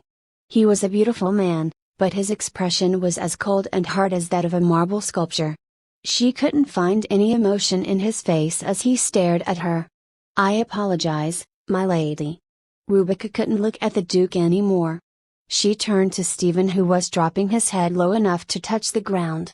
"I don't have any intention of becoming the Duchess, so there's no need to apologize to." Before she could finish her sentence, the Duke grabbed her chin and lifted it. Chapter 9. Rubica wanted to get her head out of the Duke's hand, but his white and long fingers were stronger than they looked, so she couldn't. Unlike before, the Duke looked down at Rubica with his eyes full of anger. She thought that expression looked better as it was livelier than the early face, which resembled a marble sculpture. "You don't have any intentions of becoming the Duchess. What does that mean? You don't want to marry me?" "Yes," Rubica answered plainly, trying to soothe her inner anxiety. Soon, the anger grew bigger. Duke Glamour wasn't used to getting rejected. He trembled in anger and lifted his hand. Was he going to hit her? Rubica instinctively closed her eyes and raised her hands to cover her face. However, she didn't feel the pain. She slowly opened her eyes and looked at the Duke through her fingers. He was looking down at her, dumbfounded. He had lifted his hand not to hit her but to call his servant. He came to his senses when his gaze met Rubica's. He muttered, "Carl." The voice was low, but it was enough. An old man, who seemed to be his butler, immediately came to his side. "Where's the messenger?" "I'm sorry, Your Grace. He is not here right now." "I thought he said Miss Rubica Burner has agreed to this marriage." It must have been a misunderstanding. Butler Carl bowed his head, and the atmosphere felt like freezing. Nevertheless, Rubica found hope in the situation. Judging from their conversation, the Duke seemed to think she had accepted his proposal. Wouldn't he cancel it if she told him her story? Even though the man's face seemed merciless, apart from its beauty, Rubica found the courage and was about to speak. "Oh my, Rubica." Unfortunately, Mrs. Burner found her before that. She was coming out of the main gate herself with the servants to find the missing Rubica. The moment she spotted her, she ran to her to grab her hair. However, her merciless hand couldn't find its target. "What are you doing?" Stephen, who had been kneeling next to Rubica, quickly stood up to grab that hand. Mrs. Burner saw the splendid monostone carriage only then. She thought she had seen that emblem before, but she couldn't recall to whom it belonged to. And although the man who was tightly holding her hand was wearing a mask, he seemed to be noble. She immediately realized that things were going wrong. Was it a nobleman of a high rank who had happened to be passing by the mansion? She feared that Duke Claymore would get to hear the rumor of her grabbing Rubica's hair. "Oh, I was just so surprised and worried. I guess it is a merchant's manner to grab a person's hair when surprised and worried." The man was most certainly scolding her, and Mrs. Burner could feel her face heating up. She then turned her head to see the face of the man who spoke so rudely. First, she could see that he was extremely handsome. But differently from Rubica, it didn't give her any thrill at all. What moved her heart were the clothes he was wearing. The Burners were not rich enough to live on the revenue their land gave them, so as the wife of a merchant, she had seen all kinds of precious goods. His clothes were made of invaluable fabric. Additionally, the buttons on his sleeves were clearly diamonds. "I wasn't going to grab her hair, good sir." Edgar coldly looked at the woman who bowed down as soon as she checked his clothes. He was neither disappointed nor disgusted. To him, that kind of attitude was one of the things he experienced every day. He thought about scolding her more, but he stopped when seeing Rubica's fierce glare. She had been glaring at him, clearly accusing him, from when he started to mock the woman's action. Apostrophe. It was rude of me to mock her occupation. However, it was interesting. Everyone he had met till now never pointed out even if he acted rudely. They always smiled at him as if Duke Claymore was right to act so. But Rubica was different, and she even said she didn't want to marry him. That was truly unexpected. He had only met women who were eager to get married to him. Additionally, there was something that he had to know. The messenger he had sent to the Burner mansion had told him Rubica had accepted his proposal and her patrons, her uncle and his wife, had given their permission. However, the Rubica in front of him didn't want the marriage. The consequence would have been the same, anyway. Edgar coldly stared at the woman bowing at him. According to the information about Rubica he had received, she had to be Mrs. Burner. However, he decided it wouldn't do him any good to show Rubica that he knew everything about her. "Tell me who you are." "I am Irene Burner, sir. This is my husband's niece who we are raising. The child got wrong thoughts for a while and ran away, so we were looking for her. I was too worried that I lost my reason." She was going to use her unique way of talking, which she sometimes used to convince customers, to get away with this. If it had been any other occasion, Edgar would have let her be, even if he could plainly see what she wanted. However, he had just heard his fiancée say she didn't want the marriage. Edgar didn't like it. He had already gotten the special permission from the king. He didn't want to get humiliated. He didn't want to look at Mrs. Burner who couldn't even convince Rubica properly. "My fiancé is way too old, both to be raised and to be punished like that for running away." Mrs. Burner's eyes shook. Only then, she realized who the nobleman was. "Sir, no, your grace." She quickly bent down to grab the Duke's foot. However, he didn't want any contact with her and moved his foot back. Stephen wasn't going to let her take the Duke's foot, either. He held her hand even tighter.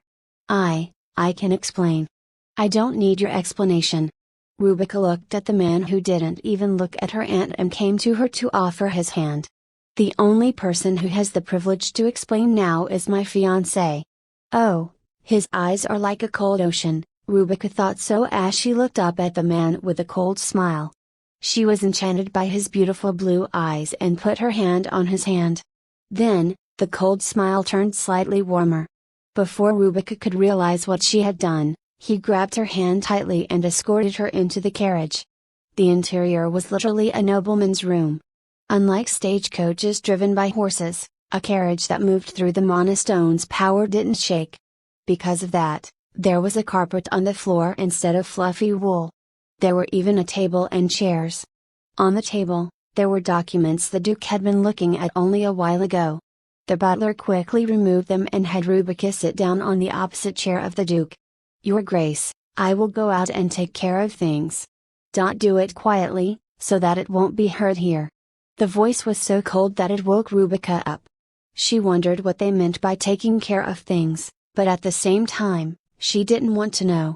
The butler lightly bowed and went out, closing the door behind him. Even the carriage was bigger and better than a stagecoach, but it was still a carriage.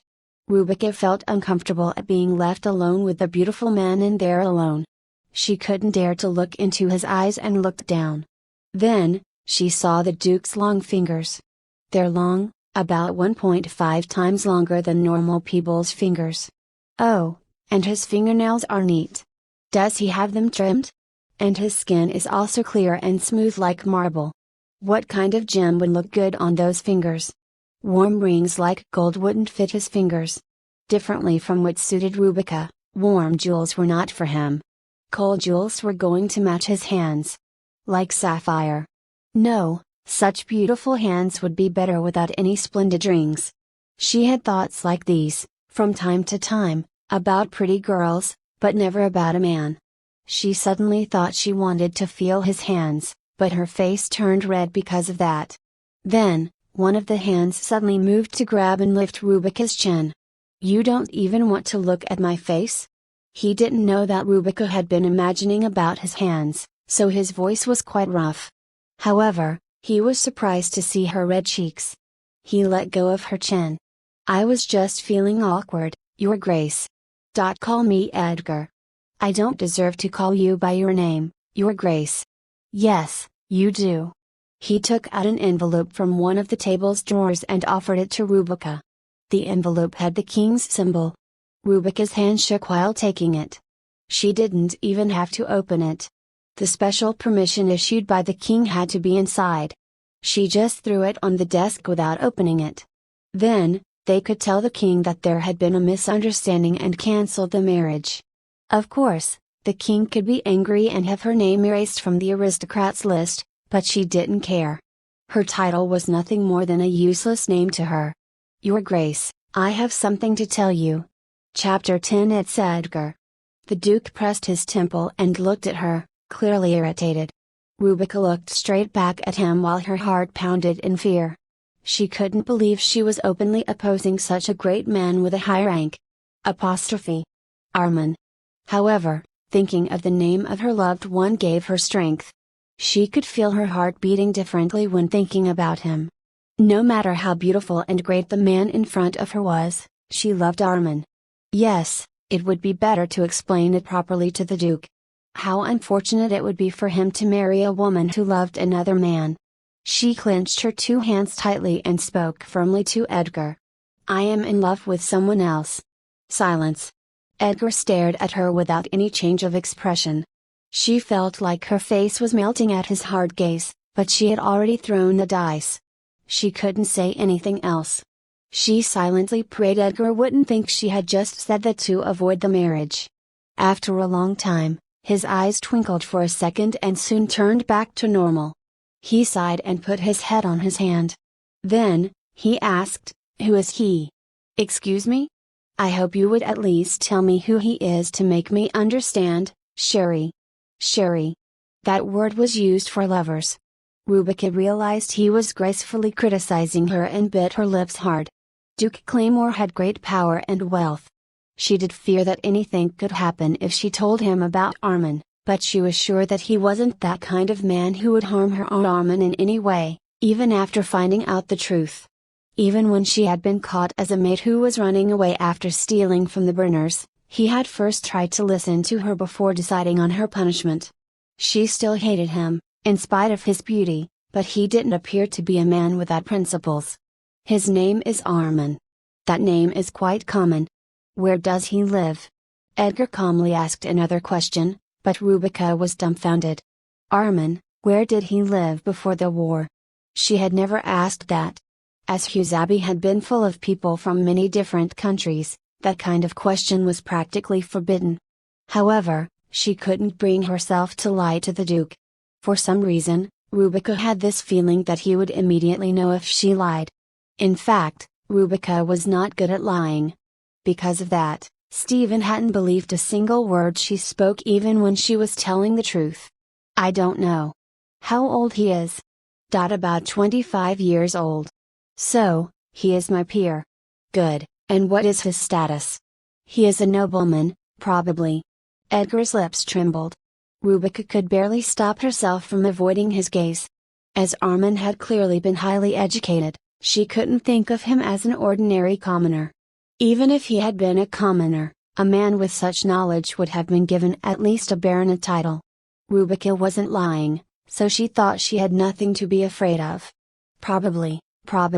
Probably. You've been guessing since the beginning. Very well. My fiancé who is in love with someone else, how tall is he? What is the color of his hair? And of his eyes? Does he have a domain? Does he have any degree? What is his family name?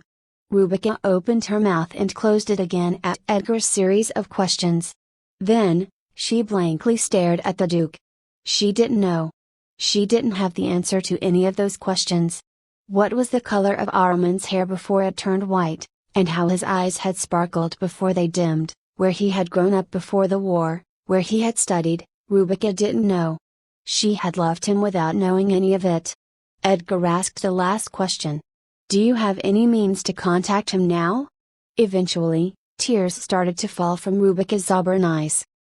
No, Rebecca. She just shed tears, not even thinking of covering her face. Edgar reached out to her. And instead of wiping her tears, he grabbed her face with both hands to stop her shaking eyes from running away from him. Cold. Rebecca thought so, without any way to run from his cold eyes. cold.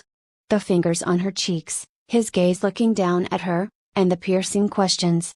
They were all extremely cold. She didn't know much about him, but she was sure of one thing. He doesn't love me. Does he love you? And his next question was more than enough to stab her heart. Armin. Oh, Armin. Did he love me?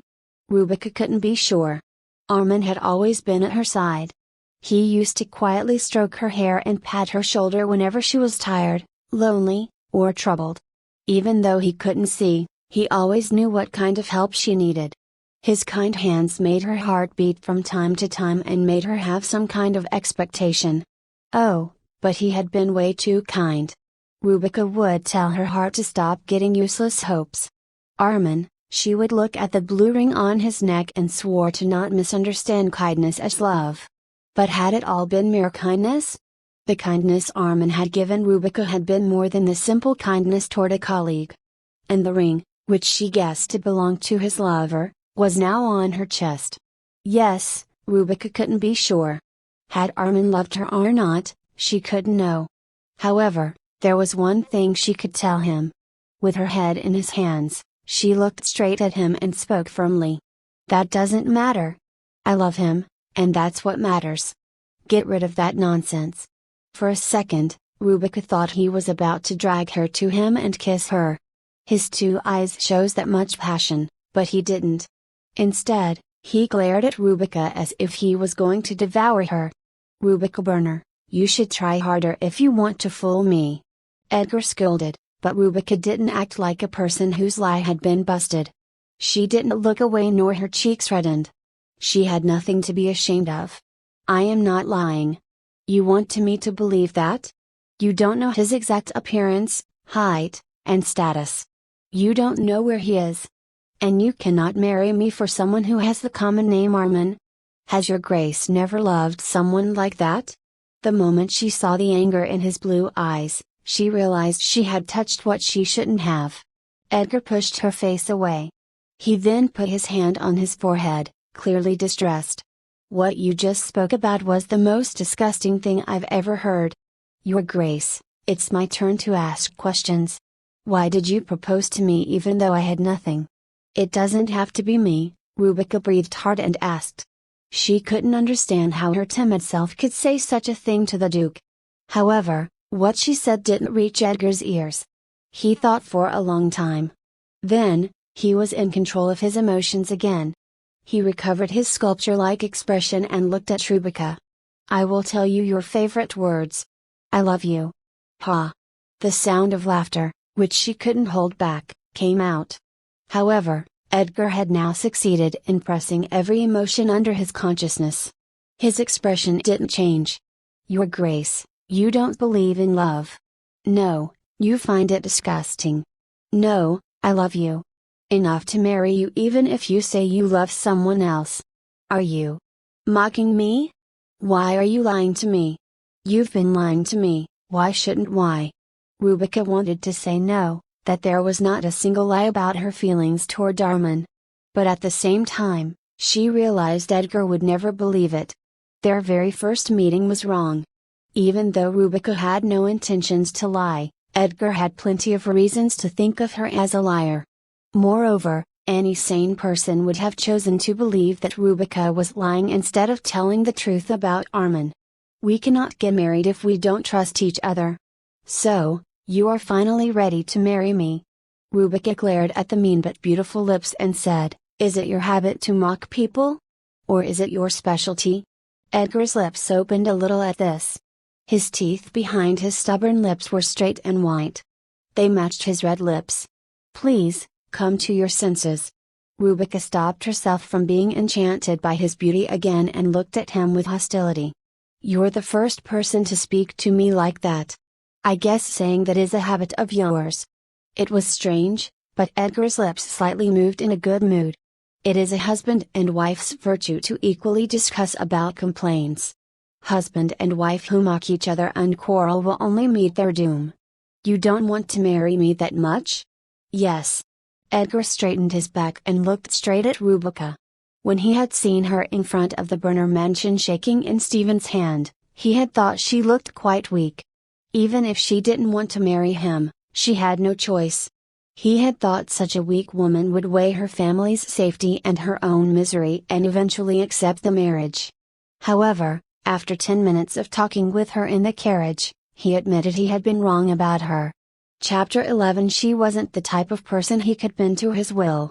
Moreover, judging from how Mrs. Bernard treated her, it appeared to be impossible to use the family's safety as a threat and convince Rebecca. Edgar decided to use his experience of running his estate and numerous businesses to deal with Rebecca as a negotiator. He was going to marry her, anyway. I have already gotten the special permission from the king. If I don't marry you, I will get punished along with you for defying him. Rebecca's eyes slightly shook, and he could see his method was working. I never accepted your proposal, so if you tell your majesty there has been a misunderstanding, he will not punish you. But your uncle, his family and my messenger will be punished for lying. The messenger will have to be executed. Rebecca's uncle and his family were not enough to convince her, but the guilt of dragging an innocent man was. That's too cruel. He was just fooled by my uncle. He is guilty of not seeing you and asking your opinion. He cannot get away from that. But then why didn't you follow the manners of proposing and came yourself? You could have avoided this.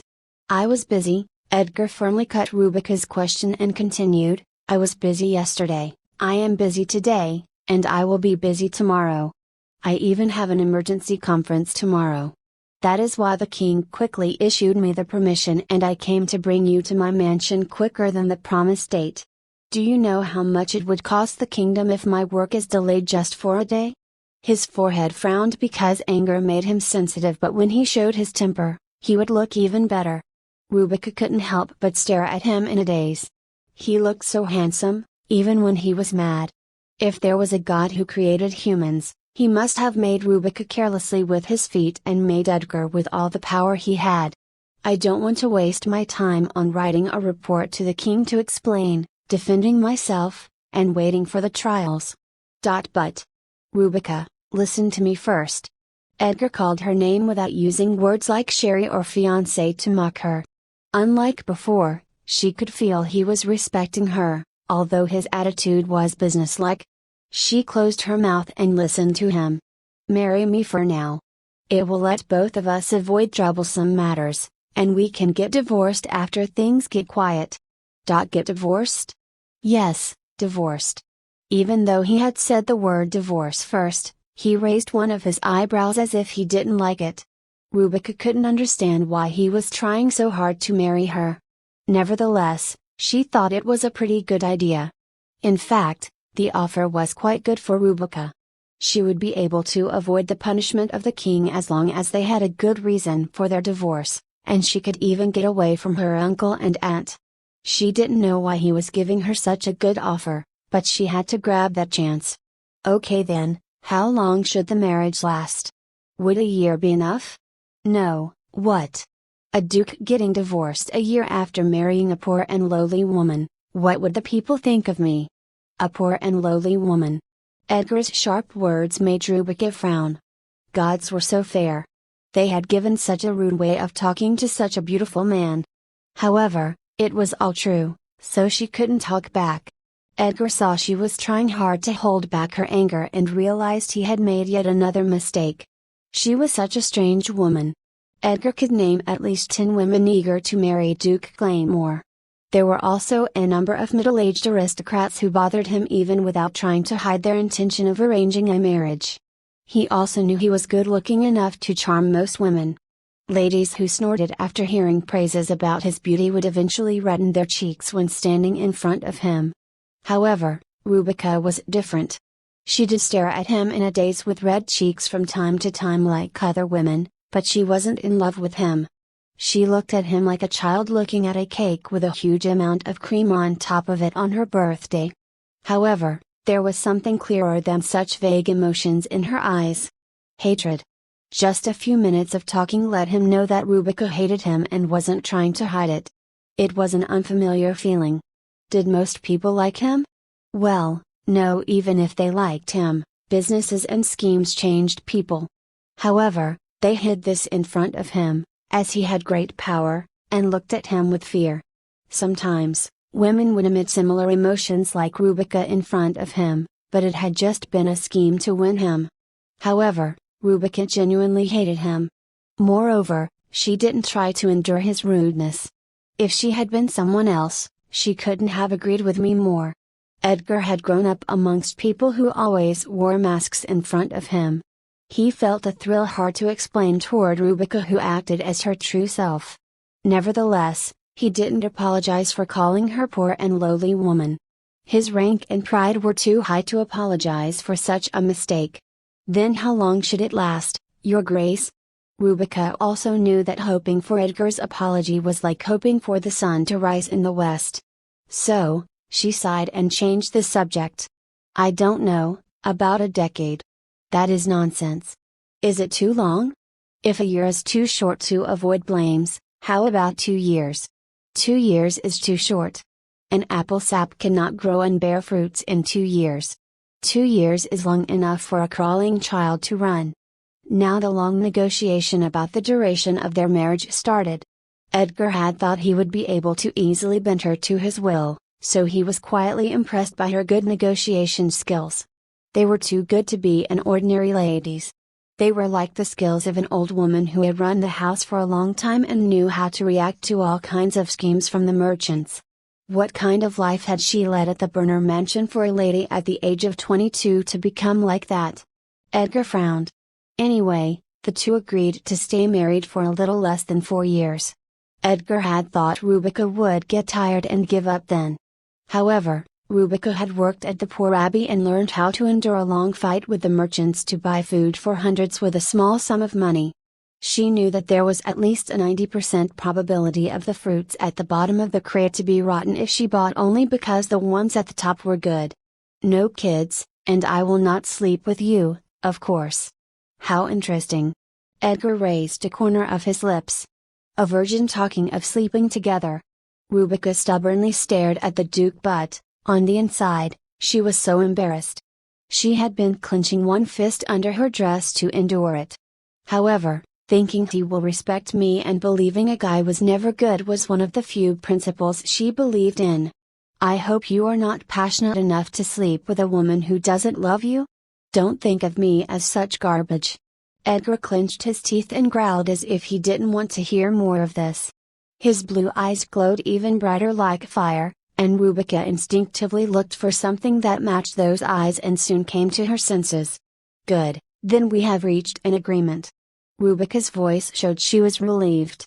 Suddenly, Edgar wanted to pull a prank on her. She had been trying to put him on her hand and toy with him. He wanted her to know she could do that only because he was letting her do it. Edgar smiled. Most women were captivated by his smile, but Rubica straightened her back, tensed. However, he didn't miss the emotion that floated up in her eyes for a second. That emotion was like that of a child seeing delicious candy. He abruptly grabbed Rubica's chin and put his head close to hers, close enough to feel each other's breath. Her auburn eyes were so deep that he couldn't see the pupils well, but he could see the eyes shaking. But what if you want? Edgar asked. What? I will not disappoint you if you want me to sleep with you. You beast. Oh, but he shouldn't have said that. Rubica immediately woke up from the charm of his beauty and pushed away the Duke in rage. Slap, a sound pierced the air. Edgar couldn't understand what had just happened to him. He grabbed his red cheek and blankly stared at Rubica. You cannot do it if you're not in love with each other, even if the woman wants it. You. Rubica's face was now as red as fire. She tried to hold it back. Really, she tried her best to stop herself from saying that, but her anger didn't let her. You bastard. She immediately went out and slammed the door behind her. Edgar was left alone in the carriage. For some time, he sat there and stared at the chair on which Rubica had just sat. Soon a sound came out of his mouth. He should have let out a sound of anger about Rubica, who had greatly dishonored him, but... Ha ha ha ha ha ha. What came out of his mouth was laughter. Chapter 12. Edgar laughed so hard that he fell from the chair. It was the answer he had been waiting for more than anything. You cannot do it even if the woman wants it unless you are in love with each other. If his father had learned that earlier, such tragedy would have never happened. There was a small drop of tear hanging at the corner of his eye as he laughed. In the meantime, Rubica, who huffed in anger outside for some time, realized what she had done and started to tremble in fear. She had slapped the Duke's cheek and called him a bastard. She couldn't believe she let herself lose her temper at the Duke's provocation and spoke such rude words. It was the word she hated the most in the world. However, she wasn't brave enough to go back inside the carriage and apologize. She could only quietly curse at her foolishness. "Oh, Miss Burner, have you had a good conversation with His Grace?" Butler Carl, who had finished taking care of the people of the Burner mansion, found her and spoke to her. However, his warm voice only put her down into even deeper sorrow. She just shook her head. "Did he smile at you warmly?" "No." "Then did he praise your beauty?" "What? Of course not," Rubica answered, quite puzzled. Carl smiled warmly and said, "Then it must have been a very good conversation." "Yes, it was a very good one." It wasn't Rubica who said that. Edgar opened his carriage's door wide and came down. There wasn't any trace of Rubica's slap on his smooth cheek. He smiled warmly and offered her his hand as if she had never hit him. "As we have finished talking alone, let us go to finish talking with your family." "Oh my, I see your Grace is extremely angry." Carl was about to give Rubica a piece of advice, but he had to shut his mouth and quickly back off at Edgar's sharp gaze. Rubica had to let him take her hand and take her into the mansion. It was deadly quiet inside. It had been very noisy when Rubica had snuck out, but now, they didn't even see a maid on their way to the drawing room. Carl led them with ease as if he had been working there for many years. Mr. and Mrs. Burner were sitting in the room with their daughter. Mr. Burner was pale. When he saw Rubica, he jumped to his feet and smiled widely. "Rubica! We've been waiting for you. You must listen to me." Mr. Burner still hadn't realized his situation and called Rubica by her name, and it made Edgar feel uncomfortable. Carl read his expression and immediately warned Mr. Burner. "Please do not call the Duke's fiancée by her name." What the? I am Rubica's uncle. I took her in when she had nowhere to go." Mrs. Burner had met the Duke at the main gate and had experienced how cold he was. She pulled her slow-witted husband's pants, but the optimistic Mr. Burner didn't care. He didn't know how great the Duke and his men were, but the person who was going to become the Duchess was the Rubica who he had raised. She had to at least know how big what he had graciously given her was. Moreover, the Duke also had to clearly learn that without him, he couldn't have even dreamt of taking Rubica. If I hadn't paid Rubica's parents' debt, she would have been taken away by the creditors to become a prostitute. However, Mr. Burner couldn't continue talking about the kindness he had shown to Rubica. He, instead, had fallen on the floor, grabbing his bleeding, broken nose. "Father! Matin!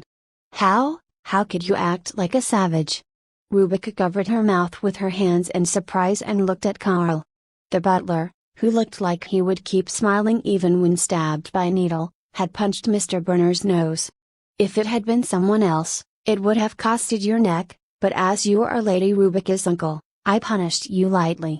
How was what my husband said wrong? He was just trying to explain what he had done for Rubica. "You don't know what is wrong? Then I will send someone to teach you how aristocrats should keep the ladies' honor here. At least your daughter should learn proper manners." Mrs. Burner couldn't speak anymore, and her jaw dropped. "Damn Claymore!" Mrs. Burner quickly changed her target and looked at Rubica, silently ordering her to scold the butler who was so rude to her and her husband. She couldn't dare to oppose the Duke, but Rubica was easy prey. The Rubica she remembered was supposed to be scared by her glare and stop Carl. However, Rubica didn't say anything at her gaze and Angela's silent plea to save her father. She was rather ashamed by the word prostitute Martin Burner let out of his mouth so easily. Carl wasn't wrong at all. Mr. Burner didn't speak like a nobleman. Edgar didn't want to waste more energy on that useless talk, so he sat down on the sofa and immediately began to talk. "Sir Burner, I thought about what you requested for giving permission to our marriage. Mr. and Mrs. Brenner's gaze immediately turned to that of a merchant's. They were about to fool Duke Glamour and get paid well for raising Rubica. Rubica's mother was sick for a long time. When she passed away 6 years ago, this family's financial status was in a mess. They had loaned such a huge sum of money with this mansion as collateral. My wife and I paid all that debt and barely managed to keep this mansion and baronet title. We have been feeding and raising Rubica ever since. To her, we are like her parents. No, we consider ourselves better patrons than her father, who had a bad sense of economy. After Mr. Burner finished talking, silence filled the room. Edgar just coldly stared at him. Rubica didn't want to humiliate the family by arguing with Mr. Burner about what he had done to her in front of Edgar, so she kept her mouth shut. Eventually, Mrs. Burner couldn't handle the silence and spoke first. Compared to everything we've done for her, 100,000 gold is quite cheap. Rubica's jaw dropped to hear the amount of money. According to her memories, her debt had been about 5,000 gold. They couldn't have spent more than 100 gold on Rubica's food and clothing during the 6 years. No, they had practically used her as a maid. Cheap. So you think of your niece as a good. Rubica's face turned red at Edgar's low muttering. Mrs. Burner realized her mistake of speech and smiled awkwardly. However, she made it clear that they were not going to lower their price. Edgar could not afford to not marry Rubica just because he didn't like her price. The king had already issued the special permission and they had realized it. They were determined to get at least 10 times the right amount of money from him. Edgar quietly listened to them, not inching a bit, and then stretched out his hand to Carl, who put the document he had prepared on his hand. Mr. and Mrs. Burner brightened up. They believed the document had to be the draft worth 100,000 gold or something similar to it. However, the document Edgar threw on the table was what they hadn't seen coming at all. I looked into the debts of Rubica's father. All of those creditors were linked to you, Martin Burner. Rubica picked it up with shaking hands. Ever since they had taken Rubica under their wing, they had been talking about how much they had sacrificed to keep the mansion and the title. They always said Rubica couldn't pay back that debt even if she worked till she died. Your Grace, Mr. Martin Burner was the person who introduced the private moneylenders to Cedric Burner, Miss Rubica Burner's father. Also, I've checked that the rate of interest written on the original contract was different from the contract that was delivered to Miss Rubica's mother after her husband's death. It was kind of fraud. Because of that, Martin Burner, you cannot claim to be Rubica Burner's patron. Then, he took Rubica's hand that was still shaking as she looked at the document. He smiled warmly as he looked at her. What do you want me to do with this? However, his eyes were cold, and those cold eyes woke her up. It wasn't the time to tremble in shock. Uncle, Aunt, leave this mansion. Rubica read the document and made up her mind. The last little bit of love for her kin she had toward them was now gone. That debt. If there hadn't been that debt, she could have let her mother try various treatments. She had even fallen ill at first because of the worries she got from the huge debt. What do you mean? Rubica. Do you think your food and clothes have been free? The jewels and dresses you took from me were more than enough for it. And as I have worked for you for 6 years, I'm the one who should be paid. Chapter 13 Wretched Girl. How could you say such thing to Irene, who took you in when you had no place to go? Boo, oh my. How can you do this to us? This is all misunderstanding. This is all wrong. Boo, you know your uncle is not that kind of man. Martin just introduced people to your father out of goodwill. Those moneylenders fooled your father, not us. We are victims. Rubica wanted to cover her ears. She thought it was so strange that how her kind father and shameless uncle could have been brothers. Mr. and Mrs. Burner were acting like they were being greatly oppressed. She could barely stop her body trembling hard. Then let us go to the city hall with this document. It made Mrs. Burner's moaning stop. A trial will clear up everything. A trial, among family. Martin Burner turned pale and yelled. Most people would have given up at that point. But Mr. and Mrs. Burner were way too much shameless.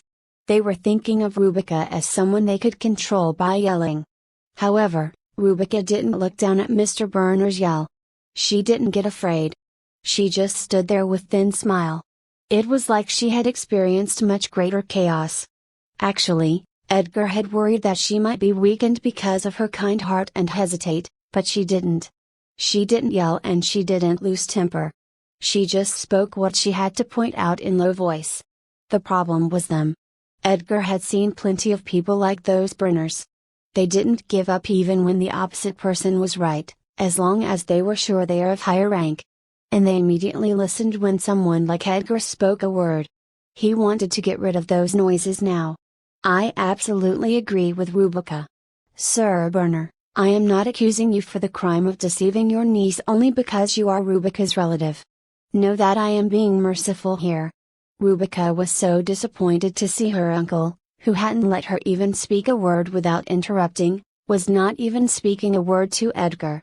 But unlike the perfect Duke who had everything, Rebecca had been living at the mansion without having anything. It was the truth. And the dirty scheme Mr. and Mrs. Burner had committed would have stayed buried if it hadn't been for Edgar. Anyway, as it has been proved the contract you signed with Rebecca's parents was false, Rebecca is the owner of this mansion. Then, Rebecca, what do you want to do with your baronet title? Rebecca had no choice but to admit that her own rights that had been taken away from her for a long time had been given back to her by the arrogant man next to her. That fact made her feel bitter. But she decided to focus on informing her uncle and his wife who had taken the rights that should have been her long time ago that she wasn't that weak girl anymore. When a woman of title marries a man of higher title, her own title is normally returned to her family. Yes, Rebecca. Your father worked so hard to get that baronet title. Let me and Isaac inherit it. You know Isaac is studying hard at the academy. He will be able to become a baron. Mr. Burner spoke hopefully, but Rebecca looked at him coldly. It wasn't going to happen. Isaac didn't study hard with the money his parents sent him. He just played hard and died in a quarrel at gambling house one day. What he did was enough to confiscate baronet title from Burners. It didn't happen only because the kingdom appreciated the deed of Rebecca's father. Mrs. Burner trusted the fake academic records her son sent, until she heard the news of his death. But Rebecca decided not to break her dream now. Mrs. Burner wasn't going to believe her anyway, even if she told the truth. But she was right about one thing. That title was precious. Before, Rebecca had thought of them as her family, but not anymore. Your Grace, would baronet title of Burner family be bad for the name of Claymore family? No, Duke Claymore read her intention and made it clear. The smile on her lips appeared to be kind, but Rebecca could feel his eyes were busily grading her every word and action. But Rebecca didn't care. She had to announce her will first. Then I will have my baronet title belong to my husband's family. Silence fell again. Mr. and Mrs. Burner doubted their ears for a moment. They just couldn't believe it. What are you talking about? You cannot dare to do this to us. Mr. Burner was now about to get foam in his mouth any moment. Many things changed depending on the title. However, Rebecca kept coldly staring at him. I haven't even started yet. She decided to get back everything they had taken away from her. I can. She replied firmly. She knew talking long would only let them gain control again. The kingdom of Cerritos acknowledged women's right of inheritance, even in limited form. Rebecca was the owner of the title. As the king had issued special permission that ordered her marriage, Martin Burner couldn't claim its ownership. Your Grace, as I have many good memories about this mansion, I would like to come here from time to time. Then it will become our villa. In just a few minutes, Mr. and Mrs. Burner lost all the privileges baronet title had given them in the mansion. They had never belonged to them, but they acted like they had lost what were rightfully theirs. Rebecca wasn't going to care about them anymore, whether or not her aunt wailed aloud and her uncle protested. Their words and tears could shake her heart anymore. She held Edgar's hand tightly. His blue eyes swayed, puzzled. Rebecca ignored Mr. and Mrs. Burner and looked at Edgar's eyes straight. Compared to Duke Claymore, her title was solely, but as her uncle had said, her father had labored hard to earn it. She wasn't going to present it to him like that.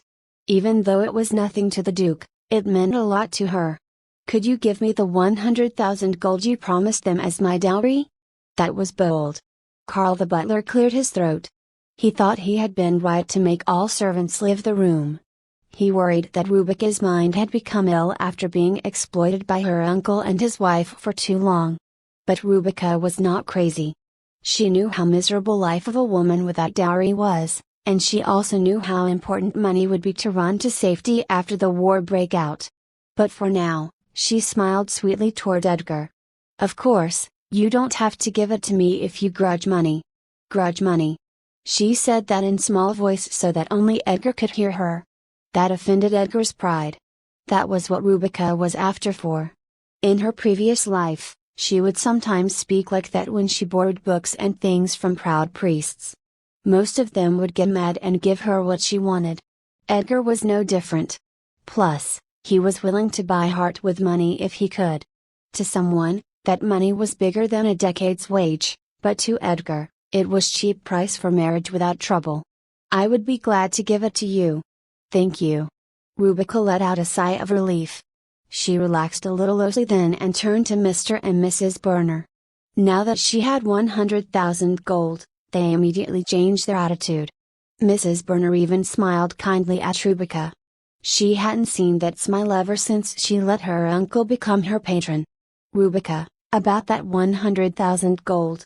But Rubica ignored her. Instead, she called Angela, who had been nervously standing there.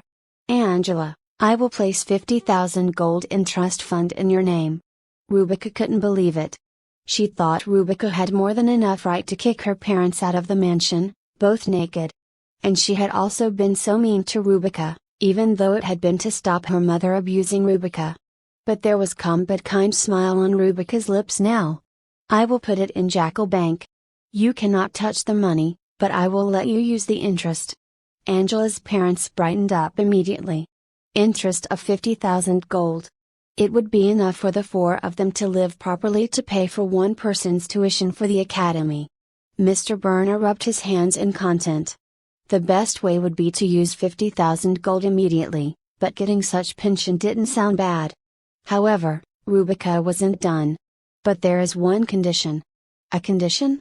"Angela, you must go to the academy and study." Angela's jaw dropped. She couldn't believe what Rubica was saying. "You want me to learn?" And her parents were shocked for different reasons. They had naturally thought to pay for Isaac's tuition with Angela's trust. The tuition of Aaron's academy was very expensive. Interest of 50,000 gold wasn't enough to pay for two people's tuitions. "But, Rubica, the academy is for smart people." "She's right. Rubica, Angela cannot study at the academy. She is not that smart." Chapter 14. Just make the trust fund in Isaac's name. He will certainly graduate from the academy with good grades, become official member of it, and get at least baron title. "Angela, you're smart." Rubica decided not to reply to Mrs. Burner. She was neither going to listen nor believe. "The interest of 50,000 gold can only be used for you to study and live at the academy. That is the condition." And Rubica was going to let Angela use the 50,000 gold freely after graduation. But she didn't want to let her parents know that. "Rubica, but the academy is for men. And women, although there are few of them. Aaron's academy would never refuse a student just because she happens to be a woman. Even commoners are allowed to study there, as long they are smart enough. Right?" Edgar nodded to agree with her. "If someone else messes up without money, I will not tolerate it." Rubica looked straight at her aunt. She had most certainly changed. Mrs. Burner felt chill behind her back. When she accepted the Duke's proposal, she had thought she was going to strike it rich. As Rubica was weak and easily fooled, she was going to stick to her like a leech and suck out money. But now, Rubica had kicked them out of the mansion without anything. Now she was about to become a beggar on street. Then Rubica, what are you going to do with the other 50,000 gold? Mrs. Burner's muttering made lightning strike in Martin Burner's mind. He realized. Then he smiled with content at Rubica. Yes, you decided to put the money in trust as Angela is way too young. Yes, as it is such huge money, You must put it in bank. But as we are, adults, you can give us the money itself." Even his wife was dumbfounded at his optimistic way of thinking. "I think 40,000 gold would be enough, for Isaac and us to live and buy a new mansion. I am not giving any money to you and Isaac." Martin Berner blinked his eyes. Rebecca thought that expression made him look like a toad. "What? Could you say that again?" "I am not giving even a single penny to you two and Isaac." It took long time for Martin Berner to understand that. Oh, my! Sweat ran down his forehead. He started to beg to Rebecca. "Rebecca! I am your father's brother. Think how we have lived as family." But he didn't dare to get close to her or grab the end of her dress. Carl the butler was glaring at him behind her. His wife made sense of the situation faster than him. They couldn't get anything by convincing Rebecca. She decided to work on the Duke. He was willing to give 100,000 gold to a girl like Rebecca, so there was still hope for her. "Your Grace, are you going to let your wife's family live in poverty? Everyone will talk behind you about it. Doesn't your family keep expenses for maintaining dignity? We're Rebecca's family." What she said made sense. Edgar thought about it for a while. They were bothering. Should he just give them some money and tell them to shove off? But people like them were more likely to stick even harder the moment they got what they wanted. "I don't have any family." Her yell made even the Duke's hard shoulders flinch. It sounded like a shriek. "Uncle, Aunt, you lied to my parents. My mother died because of worries and fear about the debt. To make things clear, you are my enemies, not my family. I am not holding you responsible not because I still care about you. It's just because you are still my late father's brother. That's just it." Rebecca turned to look at Edgar. "I'm an orphan. If you give them any money, I will take it as you are ignoring me." Edgar looked at the woman in front of him. Hurt, but strong. She appeared not to mind manners, but she knew who she should punish and who she should reward. He felt there was extraordinary soul residing inside the woman who had looked to be ordinary. And that soul endlessly aroused his curiosity. "I will not pay them." He had been wondering how he should take care of those leeches. He rather thanked Rebecca's such attitude. Martin Berner was shocked. He wanted to yell at Rebecca and make her change his mind. But he dropped that idea after seeing the butler showing him his fist. How on earth had Rebecca won the Duke and his butler? He just couldn't understand. He shouldn't have been drunk with joy and dreams about the fortune in front of him and leave Rebecca alone. That had been his mistake. How had she thought of running away when her room was up in the attic? He couldn't know. What a shame, what a shame. After his brother passed away, his wife, who was from a count's family and had no sense of money, so Martin had just come up with an idea. Considering her innocence, someone else would have taken the mansion if he hadn't. He had just thought it would be better for him to take it as he was a Berner, so he changed the contracts just a little. Martin Berner really couldn't understand why Rebecca was looking at her with rage and such huge hatred. "You are so awful, Rebecca. But we will be present at your wedding, as we are related." Martin Berner was acting like he was being so merciful. Rebecca stared at him. But she wasn't going to back off now. She knew what kind of man her uncle was. People like him interpreted every situation in their own favor. "I cannot let him see even the smallest weak point of mine." Rebecca scolded her kind heart. "Do not come. What are you talking about? Who will fill your guest seats if even we don't go?" Martin Berner trembled in rage. He was really mad. He had acted generously and offered to be present at Rebecca's wedding, in spite of her cruelty, but she was rejecting even that. Good, I happen to be an orphan, too. But even his great rage faded in front of Edgar's cold blue eyes. His selective rage made Rebecca lose the last bit of love she had had for him. "Your Grace, as Miss Berner doesn't want any guest, why don't you make the ceremony simple?" Carl the butler read Edgar's mind and spoke. People were clearly going to spread rumors if they did the wedding without a single guest present on Rebecca's behalf. It would be better to do it without any guest and only with witnesses. It would be good. "I don't want to waste time on making preparation. Rebecca, As I have conference to attend at the capital tomorrow, why don't we get married tomorrow? The wedding is the most important event of life. Most brides want to do the ceremony in the most splendid dress, with fear and hope. However, Rebecca didn't want to marry Edgar. Their marriage was only an accident that had occurred because of misunderstanding. She didn't care about how the wedding with a man she didn't love would be done. There was another wedding she really wanted. Okay. What nonsense. You will get married in 2 days? What would people of the world say about it? Rebecca. Angela, who had kept her mouth shut till now, eagerly looked at Rebecca. Rebecca could see she was telling her not to rush with her wedding like that. But it is not the marriage I want. Rebecca quietly looked away. She didn't care about her uncle and her aunt's speeches, not even a bit, but for some reasons, the way Angela looked at her made her feel hurt. Angela was the only person there who truly wanted Rebecca to be happy. Carl, is there a place we can get married right away? There is Hugh's Temple at Court Hill, near your mansion. Dark shadow passed on Edgar's face. Rebecca felt strange about the short silence. Why was Edgar looking so troubled? Was he being hesitant about getting married near his mansion? Rebecca thought he had right reasons to be. Title, wealth, and even beauty. Hers were all lesser than his. Why was he so eager to marry her? Even she couldn't understand. Then how could the people of the Duke's domain can understand? They could refuse to be present at the Abbey because of her. There is a Hugh's Temple near here. We can just go there and swear the oath now. No, Rebecca.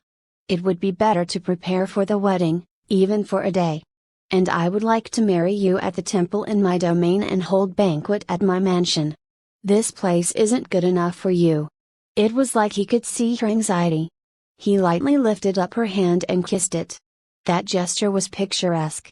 The back of her hand, where his lips touched, felt strangely hot. Rebecca could barely stop her face from turning red. Such gesture was more than enough to make most women get the wrong idea. Even Rebecca, who knew he didn't love her, felt thrill in her heat because of his beauty. Chapter 15. However, Rebecca didn't believe the sound of her heart. She knew well that she was worshipper of beauty whose heart fluttered even at grace a flying bird. Edgar looked straight into the auburn eyes frozen because of nervousness. Her situation had been much more terrible than what he had expected after reading documents. He was cold man. Even if they were relatives of her future wife, he didn't want to go home with such troublesome burden. That is why he had revealed their schemes right on the spot, without considering Rebecca. However, she was not shocked by the despairing truth. She didn't even cry. She put down her anger and calmly did what had to be done. Even men couldn't have had gut to demand 100,000 gold that had been promised to Mr. and Mrs. Burner as dowry.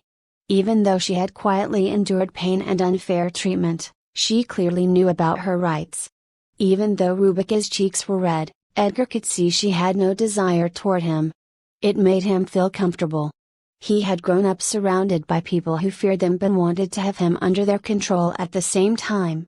Beauty, wealth, honor, and rank. Those things were like polluted air. It surrounded Edgar and polluted the people around him. Most people were not strong to resist it. The polluted air eventually polluted them. They wanted to own him. They believed they could own his beauty, rank, wealth, and honor by owning him. And when those filthy people were met by one cold word from Edgar and the high walls he had built around him, they spoke so easily. So you know how to use that handsome face. You think you're the highest man in the world? Is this how you pay back my goodwill? Don't you think your beauty and rank will be eternal? But being kind to them brought even more horrible consequences. Even those who thought they had gotten somewhat close to Edgar eventually said the same things when blocked by his walls. They pretended to be his friends to say all kinds of things that hurt him and called them advices for him. They boasted like they could control Edgar with one word. None of them ever wondered about Edgar's true feelings. They just wanted to own Edgar, who had wealth, honor, and beauty, to get rid of the sense of inferiority they had. Rebecca was most certainly different from them. No, she was more a little weird. She was clearly charmed by his beauty, just like everyone else. But strangely, he couldn't feel any desire to own him in her words and actions. There had been so many people who denounced the previous love the moment they saw him. At the same time, he felt that Rubica was studying him closely. He hated it when others looked at him like that, but he really didn't hate it when Rubica looked at him like that. This mansion belongs to Rubica now. I will give you a week of time, so leave immediately. Rubica, you should go to my mansion with me. But, Your Grace, we cannot leave in a week. You'd better leave on your own before I have my people remove you. Edgar smiled his unique cold smile and got up from the sofa. Rubica looked at the beautiful line his thin body drew. His each action was as graceful as picture and caught her eyes. Why am I so weak to beauty? Rubica cursed her habit that even getting old couldn't cure and also stood up. May I take time to pack my things? Do not pack anything. There is not a single thing here that is good enough for you. But those Ruby. Edgar realized she was talking about the accessories Stephen had found in her old leather bag and frowned. Those are for daughter of Baron, at very best. You are now about to become my Duchess, and they are too lowly for them. If you want them that much, order new accessories in same design to jeweler. I will have them made with rubies befitting my Duchess. Excitement about beauty almost never left Rubica. When a pretty woman behaved rudely, she liked it because of the unique chic of arrogant woman, and when there was a pretty woman who was also kind, she was impressed to see she was beautiful and kind at the same time. However, what Edgar said made even that excitement vanish. The Duke was surely beautiful, but he was arrogant and cold. Had he said those accessories were for a daughter of Baron knowing her mother had been daughter of Count? But she tried to think he couldn't have known those accessories had been left by her late mother and put down her rising anger. Also, she thought she had no right to accuse him. She had planned to sell them to pawn shop without any remorse to get money enough to run away. I'm glad that I've hidden the ring underneath my dress. A ring made of blue stone that wasn't enough sapphire. What would he have said if he saw it? He would have immediately told her to throw it away, that it was shameful for Duchess to carry such thing. Rubica thought it was rather good that he spoke like that. Otherwise she would have stupidly let it taken away from her. She stopped explaining about her ruby accessories. There is no need to order new accessories. Angela, those ruby accessories you gave back to me earlier, I will let you keep them. But Rubica, those are your. Rubica shook her head, asking her cousin to stop. Angela soon realized it and stopped. Angela could understand.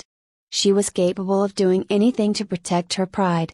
If Angela revealed that those accessories had belonged to Rubica's mother, she would immediately become a count's daughter who wore accessories only good for a baron's daughter. Rubica was asking her not to make her even more miserable.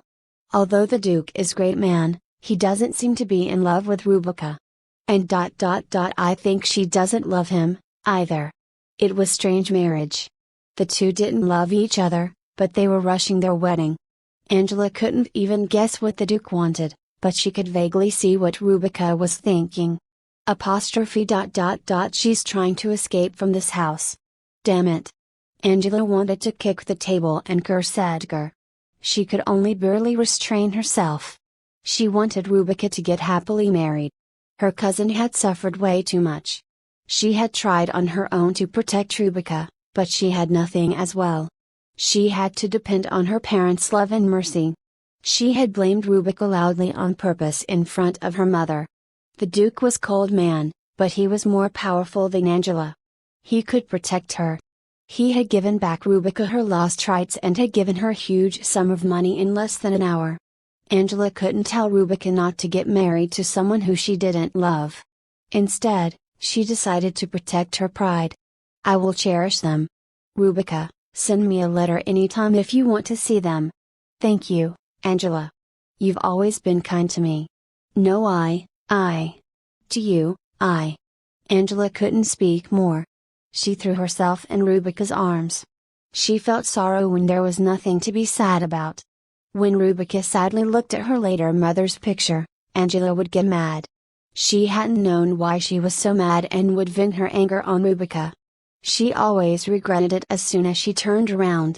However, She never got the courage to apologize to Rubika first. I should have spoken more warmly to her. I should have smiled to her more. Rubika patted Angela. Actually, she hadn't wanted to demand that 100,000 gold to Edgar. It really hurt her pride. But she needed money to save Angela. That gave her the courage she needed. Angela would be able to avoid the war's danger at Aaron's academy. The academy was full of scholars and scientists. It was never attacked, not by dragons or soldiers of many kingdoms. But they abducted the scientists instead. Rubika prayed Angela wouldn't choose major like chemistry, physics, and engineering. She stroked her soft hair. That hair always felt good. Suddenly she recalled when she had first met Angela. Till then, her hair hadn't been cared properly and was so stiff that it couldn't even be combed. Would this hair return to that condition after I live? The times she had worked and tried to make Angela's hair beautiful ran through her mind. All the other memories were fuzzy, but funnily, she could recall those memories so clearly. Angela. Yes? When you get up in the morning, wash your hair and add a little rose water to water when you rinse it. And sprinkle just a little rose water when you comb it after drying it. Angela blankly stared at Rubika. What was she talking about at that important moment? However, Rubika was looking at her so earnestly. And in the evening, add 1 or 2 drops of rosehip oil to olive oil and apply it lightly at the end of your hair. Never use the rosehip oil alone, you must mix it with olive oil. And don't apply it in the morning. Angela was overwhelmed by her earnest voice and nodded without even realizing it. Camellia oil is good for hair, but it makes you get pimples on forehead, so never use it even if someone recommends it to you. Although now people who saw Angela praised her red and smooth hair, but years ago, even Irene Burner would say, "Angela, you are so beautiful, but your hair is always in such a mess. Oh, please do something about your hair." Her maids would use force to comb the thick and stiff hair. It hurt her scalp and made her hair become even worse. There had been even kids who called her Angela the curly hair in the village. Then, Rubika, who had been cleaning the room with gloomy expression just like always, asked, "May I try combing your hair?" Chapter 16. Angela let Rubika handle her hair, half in doubt. The smallest smile appeared on Rubika's face. Angela hadn't seen her smile like that ever since her mother's death. And Rubika did Angela's hair with surprisingly good skills. "You're not that bad at it, Rubika." Angela found a little courage to compliment Rubika. It wouldn't have been a compliment to anyone else, but to her it was. Then Rubika smiled, just as she had done often in the days when she had been happy. "No, Angela. It is because your hair is originally pretty." Are you mocking me? Everyone days my hair is stiff and in a mess. They call me Angela the curly hair. It was the first time Angela heard someone praise her hair. She couldn't help feeling embarrassed and yelled. Rubika was surprised. She looked back and forth nervously, but she didn't stay quiet. "No, I just found the beauty you always had." Always had? Yes, your hair is beautiful. It's just that people have failed to find a way to use that beauty. It was probably since then. Angela started to quietly care about her timid and sorrowful cousin. "Are you worrying that I might get called Angela the curly hair again?" Angela could feel something hot coming up her throat. After Rubika started to do her hair, she hadn't been called Angela the curly hair. People rather complimented her smooth hair. Rubika. Angela was about to say something to Rubika, who was stroking her hair. "I think that's enough." But Edgar interrupted. He didn't want to give Angela more chances to make Rubika change her mind with tears. Contrary to Carl's report, they seemed to be quite close to each other. He couldn't let Rubika worry about that little girl and announce she wouldn't leave. He held Rubika's arm tightly and looked down at Angela for a second. She could feel that she was getting goosebumps at those cold eyes looking down on her. She felt overwhelmed. Was it because of his excessive beauty? Angela felt like a mouse in front of cat. Edgar looked at Angela and thought for some time. Then he sighed. "You can come to visit to our mansion during the Academy's vacations, so there is no need to act like this is the end." That was unexpected. Rubika widened her eyes. However, There were people who were delighted even before her. Mr. and Mrs. Burner. Edgar looked at them with a smile and spoke. But, keep in mind that the doorkeeper will pour hot water on them if you bring them along.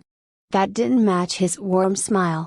Mr. and Mrs. Burner could see that they would only get hot water poured on them and be beaten hard if they used Angela to go to the Duke's mansion, and shuddered.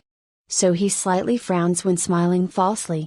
When everyone else was trembling with fear, Rubica studied Edgar and thought so. Maybe excessive beauty was toxic. If it had been other uglier man, Rubica would have just given him a glance and moved on, but she was enchanted by his beauty. She had memorized his every move and the delicate movements of his facial muscles in just a few hours. She could already discern his real expressions from fake expressions, which even Carl failed to do sometimes. Anyway, she had thought she would not get to never see Angela again, as she was going to trust money in her name, but she was still grateful to be able to see her from time to time in future. Angela, write me a letter when you get admitted to the academy. Okay, I promise you, I will study hard. Unlike earlier, Angela smiled brightly. Rubica didn't know she was silently promising herself to learn chemistry or engineering that would let her earn a lot of money so that she would be able to rescue Rubica from the Duke as she smiled. Edgar led her to a carriage behind his own carriage, one that was much bigger and luxuriously decorated. Rubica got on the carriage first and waited for him, but he didn't join her. Your Grace, I still have things left to do. Rest in this carriage. For a moment, Rubica imagined Edgar sitting on a chair and reading documents. He would drown, lift up a pen to make changes, and think again. Then sudden impulse took hold of her. Her lips moved first before she could realize it. Then I will help you by your side. Rubica was shocked. She realized she had even grabbed leaving Edgar's hand. Oh, gods! She didn't love beauty, but this was. However, despite her hatred about him, she did want to see him working. Edgar relaxed to feel Rubica's warmth with his cold hand. No, it's fine. You will get bored by complicated documents at my side. Okay. Rubica wanted to explain that her mouth had moved first before her brain gave orders, but she thought it would be only embarrassing herself even more, so she just pretended to agree with him. I am pleased to see you are trying to do your duties as my wife, but we are not married yet. Edgar's teasing made Rubica's face turn red. She hastily tried to let go of his hand, but she couldn't as he held onto her hand tight. That's rude. Edgar let go of her hand before her red face turned blue. It made her fall on the floor. It didn't hurt because of the fluffy carpet, but her pride was hurt to think she had embarrassed herself in front of him yet again. Ha ha ha ha ha. But Edgar's laughter made her forget all about it. He didn't frown this time. That was innocent laughter like that of a child. Rubica was thrilled to know such cold man was capable of laughing like that. Then rest, Rubica. You will be busy starting tomorrow, enough to make you think working as a maid was better. Edgar could barely restrain his laughter and closed the carriage's door. It immediately started to move.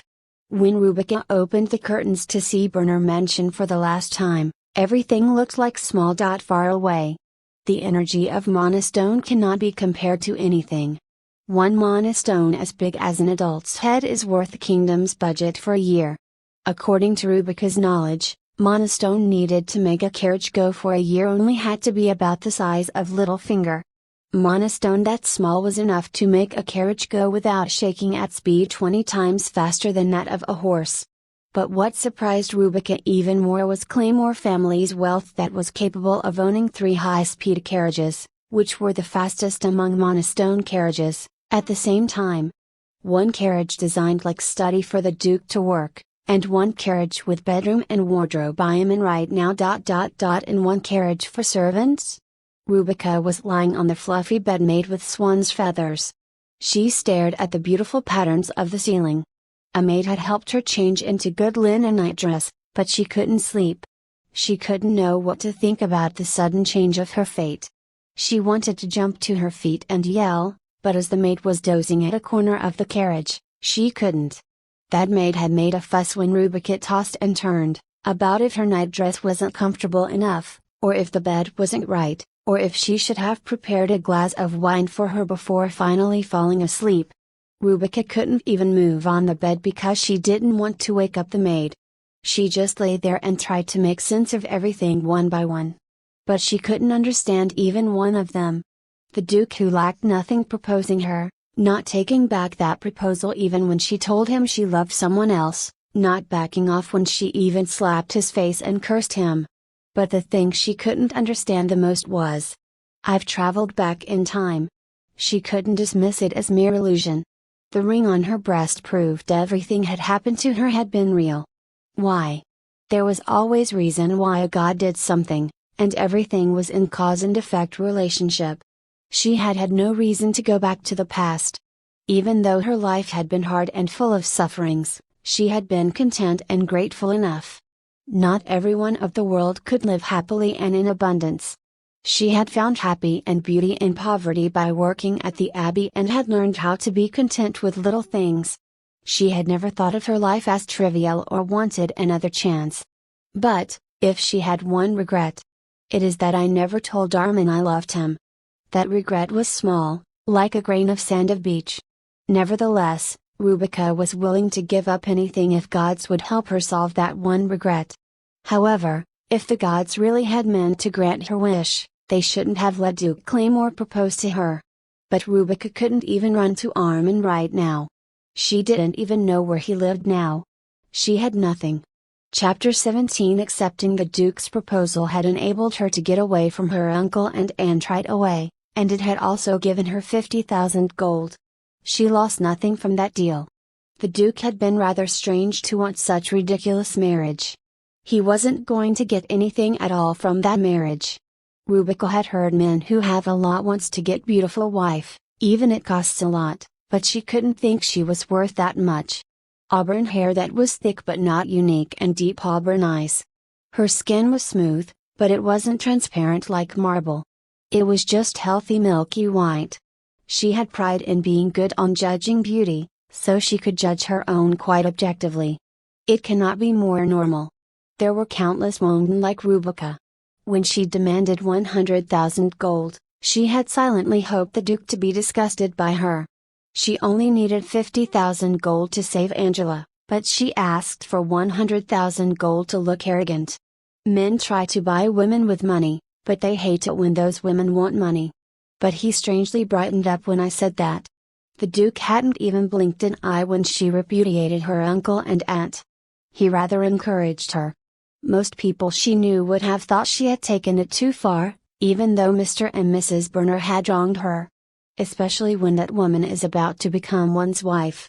In such case, the man wants her fiancé to cry and don't know what to do.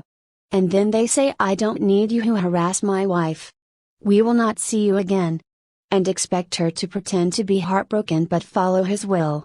They want their wives to have weak heart, so that they wouldn't be able to abandon them even if them get huge debt, or become too weak to earn money, no matter how much they had tormented their wives in younger days. When Rebecca worked at the Abbey, she met many kind people, but she also met a number of devils. People who didn't regret the wrongs they had committed in youth and cursed their families who abandoned them when they got weak. Rebecca followed the teachings of Hugh. She took care of them with love, but she never believed those families would go to hell as they cursed. Is it because he is Duke Claymore who will never fall to such situation? Rebecca bit her lips hard. The place that got destroyed the first as soon as the war broke out had been Claymore's domain. At Claymore Mansion, a lot of scholars and scientists who had studied at the academy were gathered. They worked for the Duke to develop various weapons. The other kingdoms never forgot it. As soon as the war broke out, Claymore family's extreme wealth turned to ashes in no time. And the Duke was made prisoner to one of the enemy kingdoms. However, there was no way Duke Claymore of now knew it. He had been born surrounded by gold and probably believed he would die that way. Rebecca snorted on the bed. Mistake of calculation. Edgar probably never expected he would have to rely on others' help. As most important families did, Claymore family must have had relatives. Relatives who used their bloodline and tried to convince the Duke to invest in their business or give them job. Many important families suffered because of such relatives.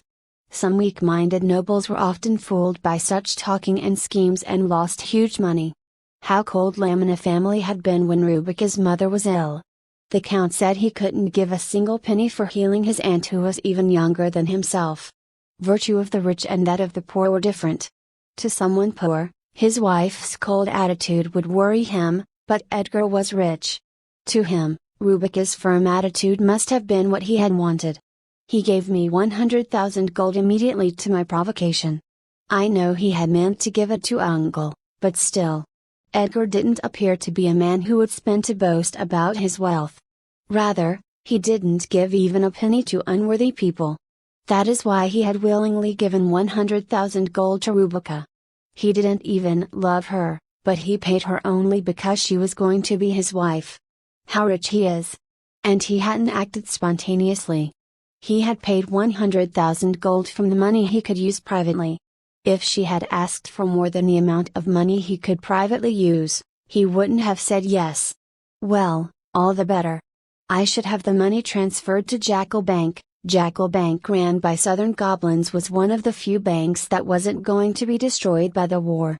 Anyway, the marriage had given Rubica the luxury of not suffering a lot like she had had in her previous life, even after the war. Without money, I wouldn't have to worry about money for at least 40 years, even if I put chunks of meat and soup at the abbey. This time, she wouldn't have to go through the pain of letting children die of malnutrition. She smiled to think about it. But will the Duke really divorce me willingly?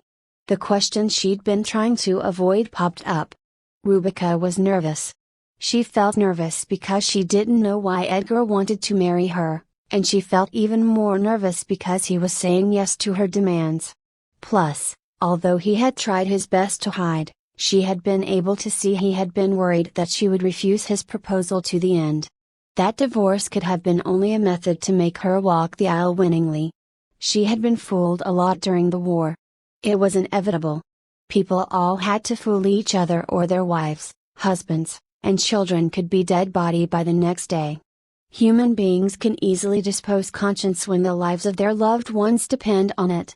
It had taught Rubica that it is hard to keep conscience and kind heart when it comes down to the matter of surviving, even for the most kind-hearted men. Duke Claymore didn't look to be kind. And he was a businessman who owned huge land and companies that made weapons. She couldn't expect such man to have conscience. I must make him want to divorce me. She couldn't think he would divorce her when the promised time comes and wait. Then she would become like her mother, who was fooled by her uncle. Because her mother had believed the document Martin Burner had shown her, saying it is contract between members of one family, there can't be any scheme. Her life and Rubica's had been ruined after that. That isn't a thing more foolish than betting one's life on someone else's conscience. Rubica decided to make the Duke beg her to get divorced in a year, much less than the promised 4-year. What can I do? The most famous and the most frequently used method was having an affair. However, Rubica was already in love with a man. That love was firm enough not to be shaken by the fact she couldn't meet him and didn't know where he was. However, the Duke hadn't even blinked an eye and proceeded with their marriage once she told him about it. Having an affair didn't seem to be a method to make him want a divorce. Of course, Rubica didn't want to have love with someone who wasn't Armin, not even a little.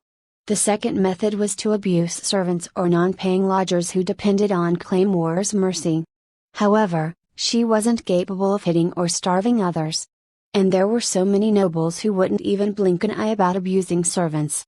Isn't there any other way? Rubica thought hard. The carriage's wallpaper was quite expensive. Its hue was soft, but the pattern was complicated very much and wasn't repeated, so an artisan must have drawn it. Anyone without discerning eye would have thought Claymore family hadn't lost frugality that was the virtue of Sarita's kingdom, in spite of its great wealth, but Rubica thought differently. She was impressed by the luxury of spending huge money on places that couldn't be noticed easily. Wait, to think about it. Yes, the most common and critical reason that makes most couple break up. Yes, it's money. Why have I forgotten all about it? Rubica wanted to get up and kiss the beautiful wallpaper that had enlightened her. Yes, extravagance. The answer was extravagance. Chapter 18. There is no end to extravagance, as you can never have enough money. No matter how much Edgar wanted to keep Rubica, he would have to change his mind if she was extravagant enough to make his family go bankrupt. She decided to use all expenses she would get as a duchess and even get loans. The National Bank will be destroyed 4 years later because of the war, anyway. Duke Claymore's inventions and every weapon produced based on them were the basis of the Cerritos kingdom. The Duke's wealth was the kingdom's wealth. Most of his official property, except for the money he used for private purposes, had been entrusted to a national bank. Moreover, the war was going to destroy the kingdom and turn all the money kept in the bank into useless pieces of paper. Money that was about to be destroyed, and wealth that would vanish eventually. Rubica didn't even have to feel bad about it, so she decided to enjoy spending money. What shall I do? A smile appeared on her face, since she had always been saving as soon as she matured enough. She had no memory of living without worrying about money after her mother's death until her own death at the age of 70. She had always eaten simply and had had clothes just enough to cover herself. Rubica had tried to find beauty in that life, nevertheless, she wanted to dress in silk from across the desert and put jewels, as shining as stars of the night sky, on her neck. Let's spend as much as I want. People would criticize her, saying she wasn't behaving like a duchess. Extravagance was a great sin in Cerritos. If nobles imported luxurious goods, there wouldn't be enough money to buy agricultural products for the commoners. However, in this life, Rubica wasn't going to care about that. She decided to buy, dress, and enjoy all kinds of expensive stuff. That wealth was about to be gone soon. What could possibly go wrong if she spent some of it? It wasn't like anyone was going to get killed because of it. They can't criticize me for more than 4 years. That decision made her feel relieved, and soon she fell asleep. She couldn't even remember when was the last time she had slept in a comfy bed. She slept so well for the first time since forever that the maid didn't wake her up, and she barely managed to open her eyes when the sunlight coming through the windows was bright enough to pierce her eyes. "Miss Rubica, are you awake? What time is it?" "It's noon." Rubica immediately sat up on the bed at hearing this. "No. I must go and do Angela's hair." "What? I cannot be late." Then, she saw the interior of the carriage and the maid looking at her with worried eyes. She realized her new reality only then. "Oh, I'm sorry. I guess I was still sleepy." "It's okay, Miss Rubica." Fortunately, the maid smiled as if she could understand Rubica. As soon as she got out of the bed, the maid brought a basin full of warm water for washing the face. It was a white porcelain vase. Next to it, there were soft towels and 2 kinds of soap. "I didn't know which scent you liked, so I prepared 2 kinds. They are rose and olive." They were both high-quality soaps made of oil and natural soda. Rubica lightly put her hands in the basin and made foams with olive soap that had a not-so-strong scent. Seeing soap made her think of Armin again. Soap was used to wash away dirtiness and defeat diseases. It was only for the nobles. As there had been many patients at the abbey, Rubica had had no choice but to reuse dirty bandages. "I wish we had clean bandages." Rubica sometimes sighed as she wrapped dirty bandages around the patients' bodies. She always applied medicine to the wounds, but she didn't know if it would work because of the dirty bandages. However, leaving the wound unwrapped made it attract flies, and it was an even bigger problem. Moreover, there weren't enough bandages. Bandages won't become clean, no matter how much we wash them with lye. "Why don't you use soap?" Armin asked back as he heard about the patient's condition and chose the medicines next to Rubica. It hadn't yet been a year since he started to work at the abbey, and Rubica burst into laughter at that innocent remark. "Armin, you used to be a nobleman, didn't you? Why do you think so?" Soap is extremely expensive. Only nobles can use such a thing. "Real? Lye? Wow, you really don't know." "I was right, you must have been a nobleman of high rank, so high that someone like me wouldn't have dared to talk to you." "No, No, Rubica. I just don't know much about that kind of things, that's all. I was joking, Armin. Rubica smiled at seeing Armin's ears turn red. At the time, making fun of Armin was her greatest pleasure. Oh, I hope soaps would rain from the sky. Don't most people wish for money to rain? But money won't make soap. Things are often not for sale on the market, the whole world is short on supplies. Rubica finished wrapping the bandage around the patient and finished it with a pretty knot. Then, she stood up to move on to the next patient. Armin felt it and quickly stood up as well. He could realize things as if he could see. Sometimes Rubica wondered if he was just pretending to be blind. It's so strange, Armin. My homeland. They could make weapons that could fly, but why did they never invent cheap soap? Cheap soap? Rubica took Armin's hand so that he wouldn't be lost. The hand was dry, but it warmed her heart. Yes, there are both expensive and cheap things in the world.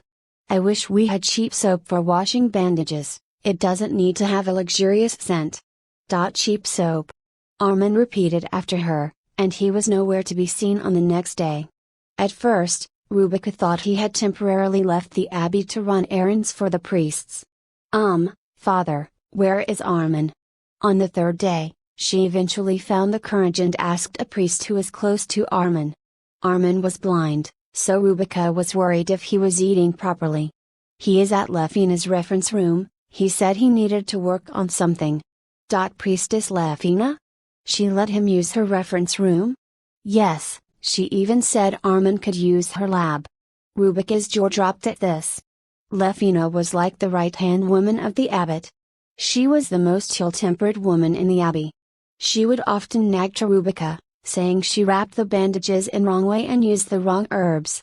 She extremely hated it when someone went into her reference room where she kept the rare books and herbs she had collected. She would say fools could disturb the room's order. And she had let Armin use both her reference room and her lab? And, what about his meals? Do not worry about it, sister. Priestess Lefina is bringing him his meals. Rubica opened her mouth even wider at this. She imagined the bad-tempered priestess carrying a tray with food on it. She couldn't help laughing. Thank you for letting me know. I will tell him you were worried about him. No. I don't know what this is about, but I don't want him to be disturbed because of me. The priest smiled warmly at this, and Rubica liked that smile. Always smile to people around you. That was Hugh's teaching. Because of it, the priests in the abbey smiled a lot. Rubica hadn't gotten such a smile before she entered the abbey. Rubica thought she would be able to see Armin again at least a week later. However, she couldn't meet him even after a month. Is he eating properly? She was even more worried as it was none other than Lefina who was bringing him the meals. She was the kind of person who would give only clear soup every day and think she had done her duty. She didn't want Armin to faint because of malnutrition. She was more and more worried. What is he doing? Why is he not coming out of the lab? Before she realized it, she started to think about Armin every day. Waiting, fear, and sighs were added to her worries. She even blamed Armin for leaving without telling her. She worked even harder to get rid of the gloomy mood. She voluntarily took care of the patients with infectious diseases who even priests didn't like to get near to. She did very hard work at the abbey. It was time to start worrying more about her than Armin. Chapter 19 Rubica. As usual, Rubica was going to the river with a bunch of dirty bandages to wash in her arms. She then heard the voice of the man she had been trying to forget but had been thinking of at the same time. Man. The resentment she'd been piling up quietly melted away at the voice eagerly calling out to her. She called him back only once in a small voice, but Armin could hear her. He ran toward her from afar. He ran into others on his way, but Rubica couldn't go to him as she was carrying too much. Careful. Why are you in such a hurry? Rubica scolded Armin as he breathed heavily in front of her. His pants and shirt had stains as if he had just run out of the lab. Even though he was being scolded by Rubica, he couldn't help but smile. That smile made Rubica's resentment surface again. She had been so worried about him for the last 2 months. Rubica, Take this. Before Rubica could say anything, Armin put something on her hand. Rubica's heart started to beat fast. Now she wondered that maybe she wanted Armin to present her a ring or something. But at the time, what was put on her hand was something round and gray. What is this? Rubica tried to hide her disappointment and asked kindly. It's soap. Soap? Most soaps Rubica had known had been beautiful and white, but what was on her hand was in a crude shape. It's cheap soap. Cheap soap? Her disappointment gradually turned into joy. After hearing what you said, I thought cheap soap would be good too, so. Then what you've been doing during the last 2 months? Yes, I didn't know much about chemistry, so it took me some time to study. It would have been impossible if Priest Lefina hadn't read the books to me. This is the first soap I made, so. I don't know if it will make foam. The smile slowly disappeared from his face, and he spoke nervously. Had Armin come looking for her the moment he succeeded, even without thinking of testing it? Rubica couldn't hold back her excitement and shook his hand. Let's test it, now. Then, the two headed straight to the river. Rubica dipped the bandages in the water. Armin, meanwhile, started to sweat, worrying that his invention might not work. Rubica put the small soap on the bandages and started to rub. Look, it's making foam. Really? Really, Rubica? Yes, a lot of foam. Armin, who had been nervous, started to smile. Bum. Rubica still couldn't forget the heartbeat she heard then. She couldn't forget Armin's smile which she saw back then. She was probably going to remember it for the rest of her life. The expression beautiful wasn't enough to describe that smile. If the gods smiled, they would smile like that. Rubica wanted to call that smile sacred. Wouldn't the gods gladly let her? Without Armin's soap, countless patients would have lost their lives because of dirty bedsheets and bandages. Miss Rubica, you don't like the scent? Oh. The maid carefully asked when Rubica stopped making foam with the soap and blankly stared at the water. No, the scent is very good. Rubica realized she had been in a daze for a moment and smiled. The maid relaxed and said, That's good. I was so worried that you might not like both scents. Oh, and my name is Jenny. Unlike other maids' hands, Jenny's hands were neither thick nor rough. She appeared to specialize in welcoming guests and helping ladies to dress up. While Rubica washed her face and hand, Jenny brought about 8 luxurious-looking containers. These are creams. We don't know what kind of cream you normally use, so the housekeeper told me to bring all the creams we had. Jenny asked Rubica to tell her which cream she normally used. Of course, in her childhood, Rubica had used creams similar to those in front of her now. The problem was that it was so far in the past, so she couldn't even remember. In addition to that, all the creams Jenny brought had been made in the best workshops. Even Mr. and Mrs. Burner had never let Angela use such cream. Is the cream you use not among these? When Rubica kept staring at the creams without saying anything, Jenny asked nervously. Some people would pretend to have used the creams they have never seen before to keep their pride. However, Rubica's curiosity was bigger than her pride. She wanted to find out what kind of texture and scents the creams of famous shops, which she had only heard of, had. Can I use them all? What? I've never used any of these. Would it be okay to just test them all? Jenny was rather surprised to hear this. She had been told Rubica Burner was from a baronet's family, but she didn't know what kind of life she had led. Then, she spotted Rubica's hands. They looked even rougher than her own and that gave her the answer. Then, would you like me to apply them one by one? Yes, thank you. Still a bit surprised, Jenny first opened the closest container and applied the cream on Rubica's hands. Rubica's hands were warm, and they absorbed the cream. This scent is. It is argan added with rose. Argan? Oh, are you talking about the fruits of Argania tree? Yes, to be specific, the seed of the fruit. Argania trees only grew in some parts of warm regions in the south, so it was an ingredient very hard to get. Rubica's curiosity started to grow even bigger. Does it just smell good?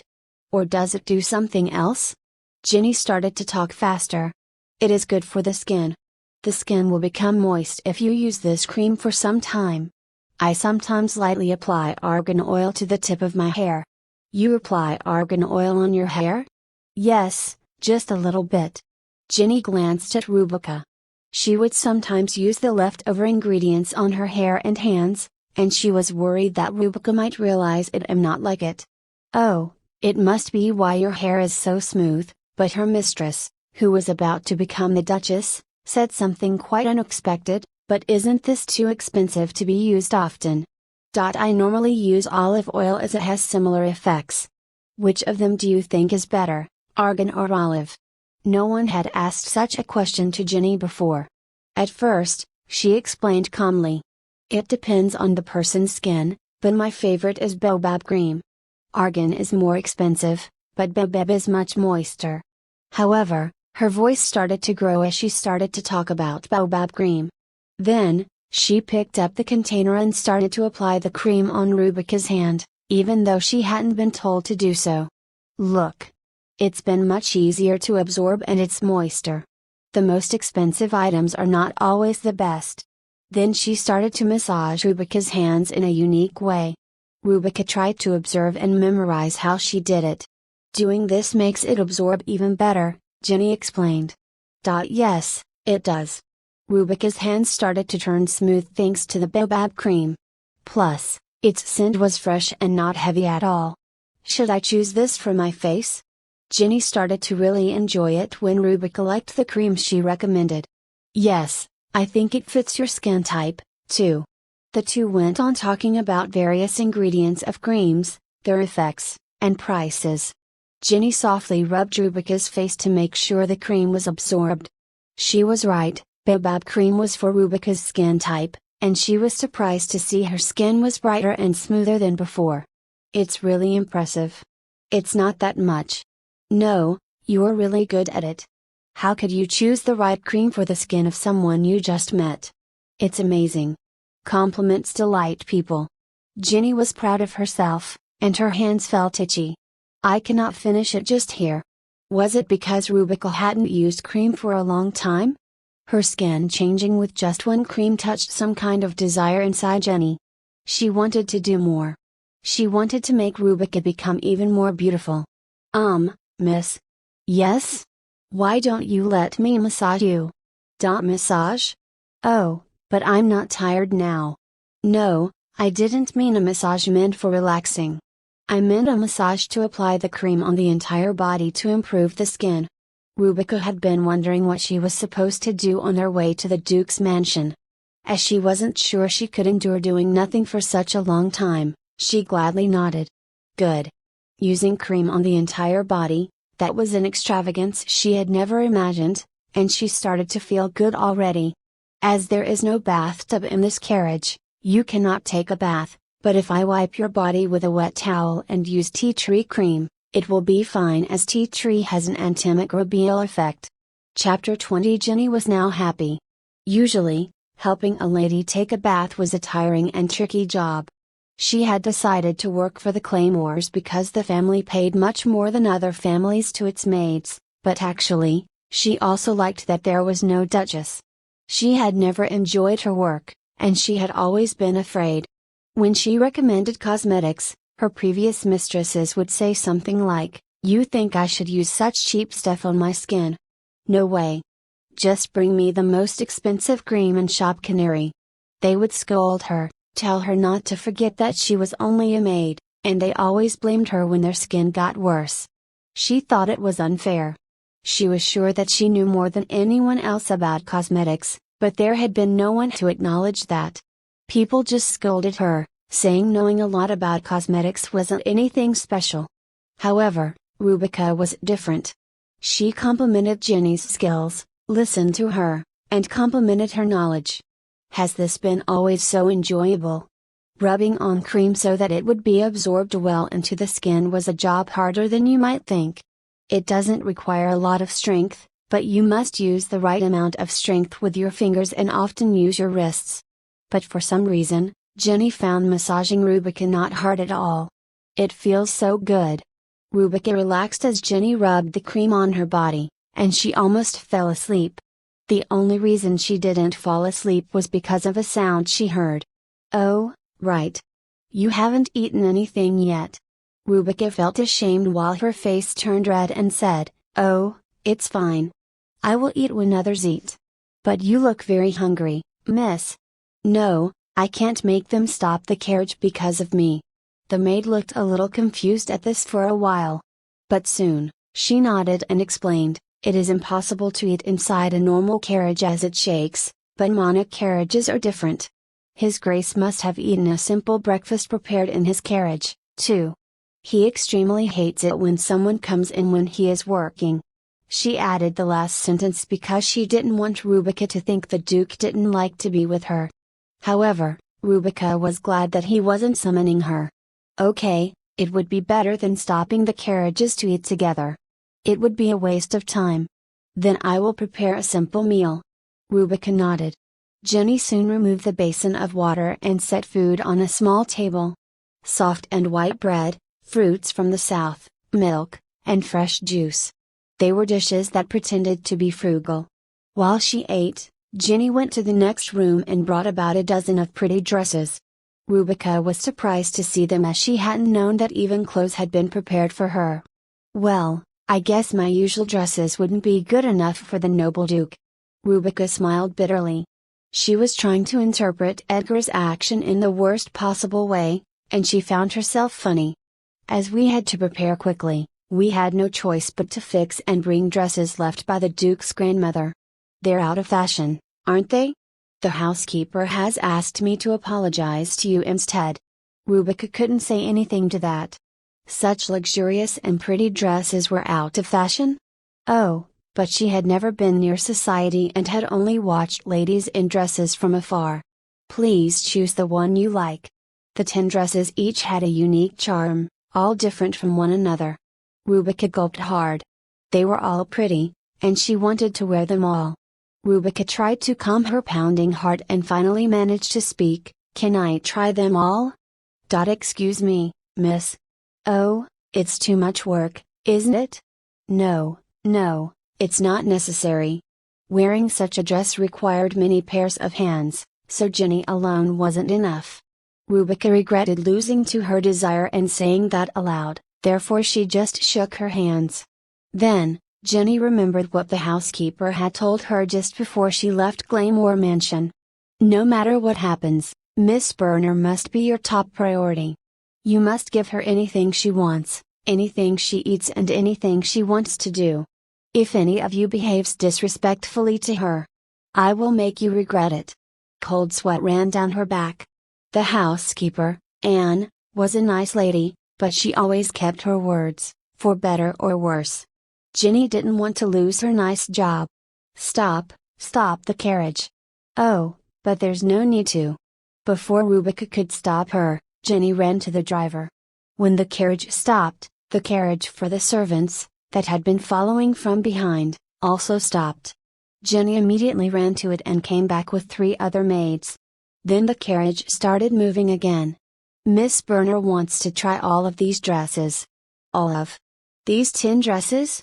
The maids looked confused at first. "But there wouldn't be enough time to try 10 dresses." "Oh, it's fine. Please don't overdo yourselves," Rebecca said while shaking her hands once again. However, as the maids didn't know her personality yet, they thought there had to be a reason for Jenny summoning them like that. "Are we being tested now?" Now they were in trouble. Although Rebecca was saying it was fine, they couldn't believe that. "We can do it, miss. It wouldn't be a problem, miss." The maids immediately started to move. One of them brought a huge mirror and accessory box with Jenny, and the other 2 started to dress Rebecca. Unlike a maid's dress that can simply be put on and off, a lady's dress is complicated. Although vertigate, triangular petticoat, was now the trend, as the dresses had originally belonged to the Duke's grandmother, the maids made Rebecca wear farthingale, petticoat in the shape of a barrel, first.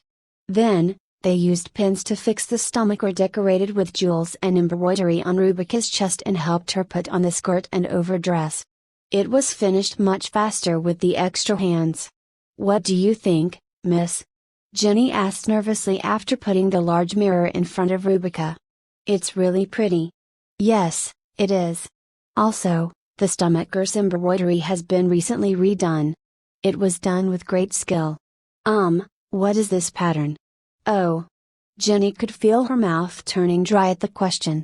She knew everything about cosmetics, but she wasn't that confident about clothes. It's pomegranate flower. The pattern.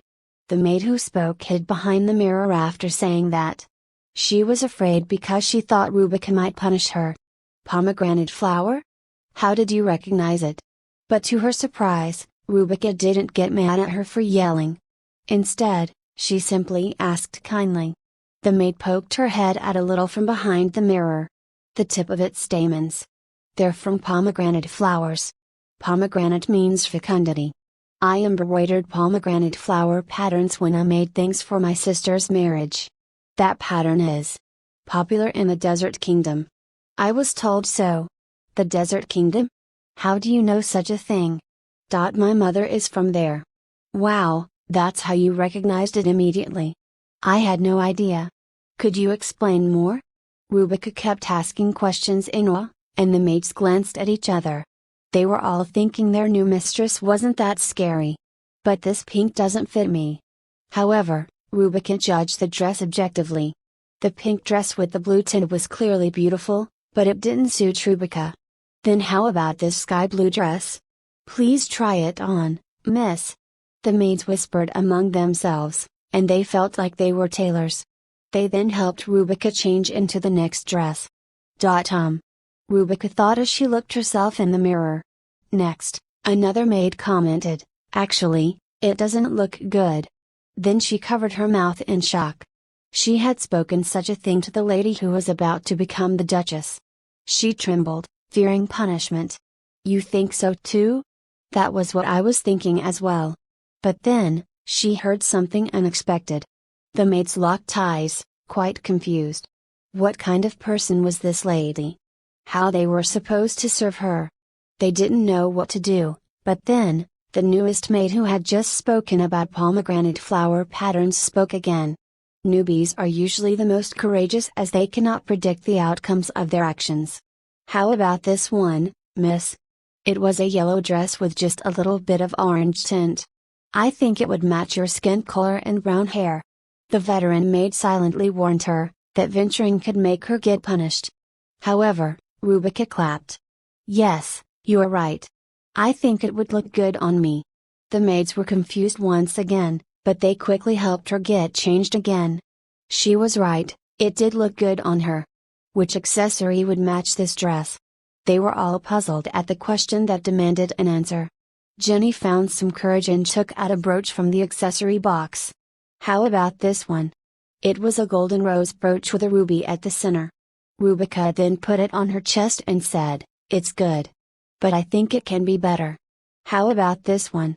Then, the veteran maid who had given a warning earlier couldn't restrain herself and pointed at another brooch. Rubica reacted before she could regret what she had done and said, yes. It would be perfect. The brooch was in a hydrangea shape with small topazes, and it matched the dress quite nicely.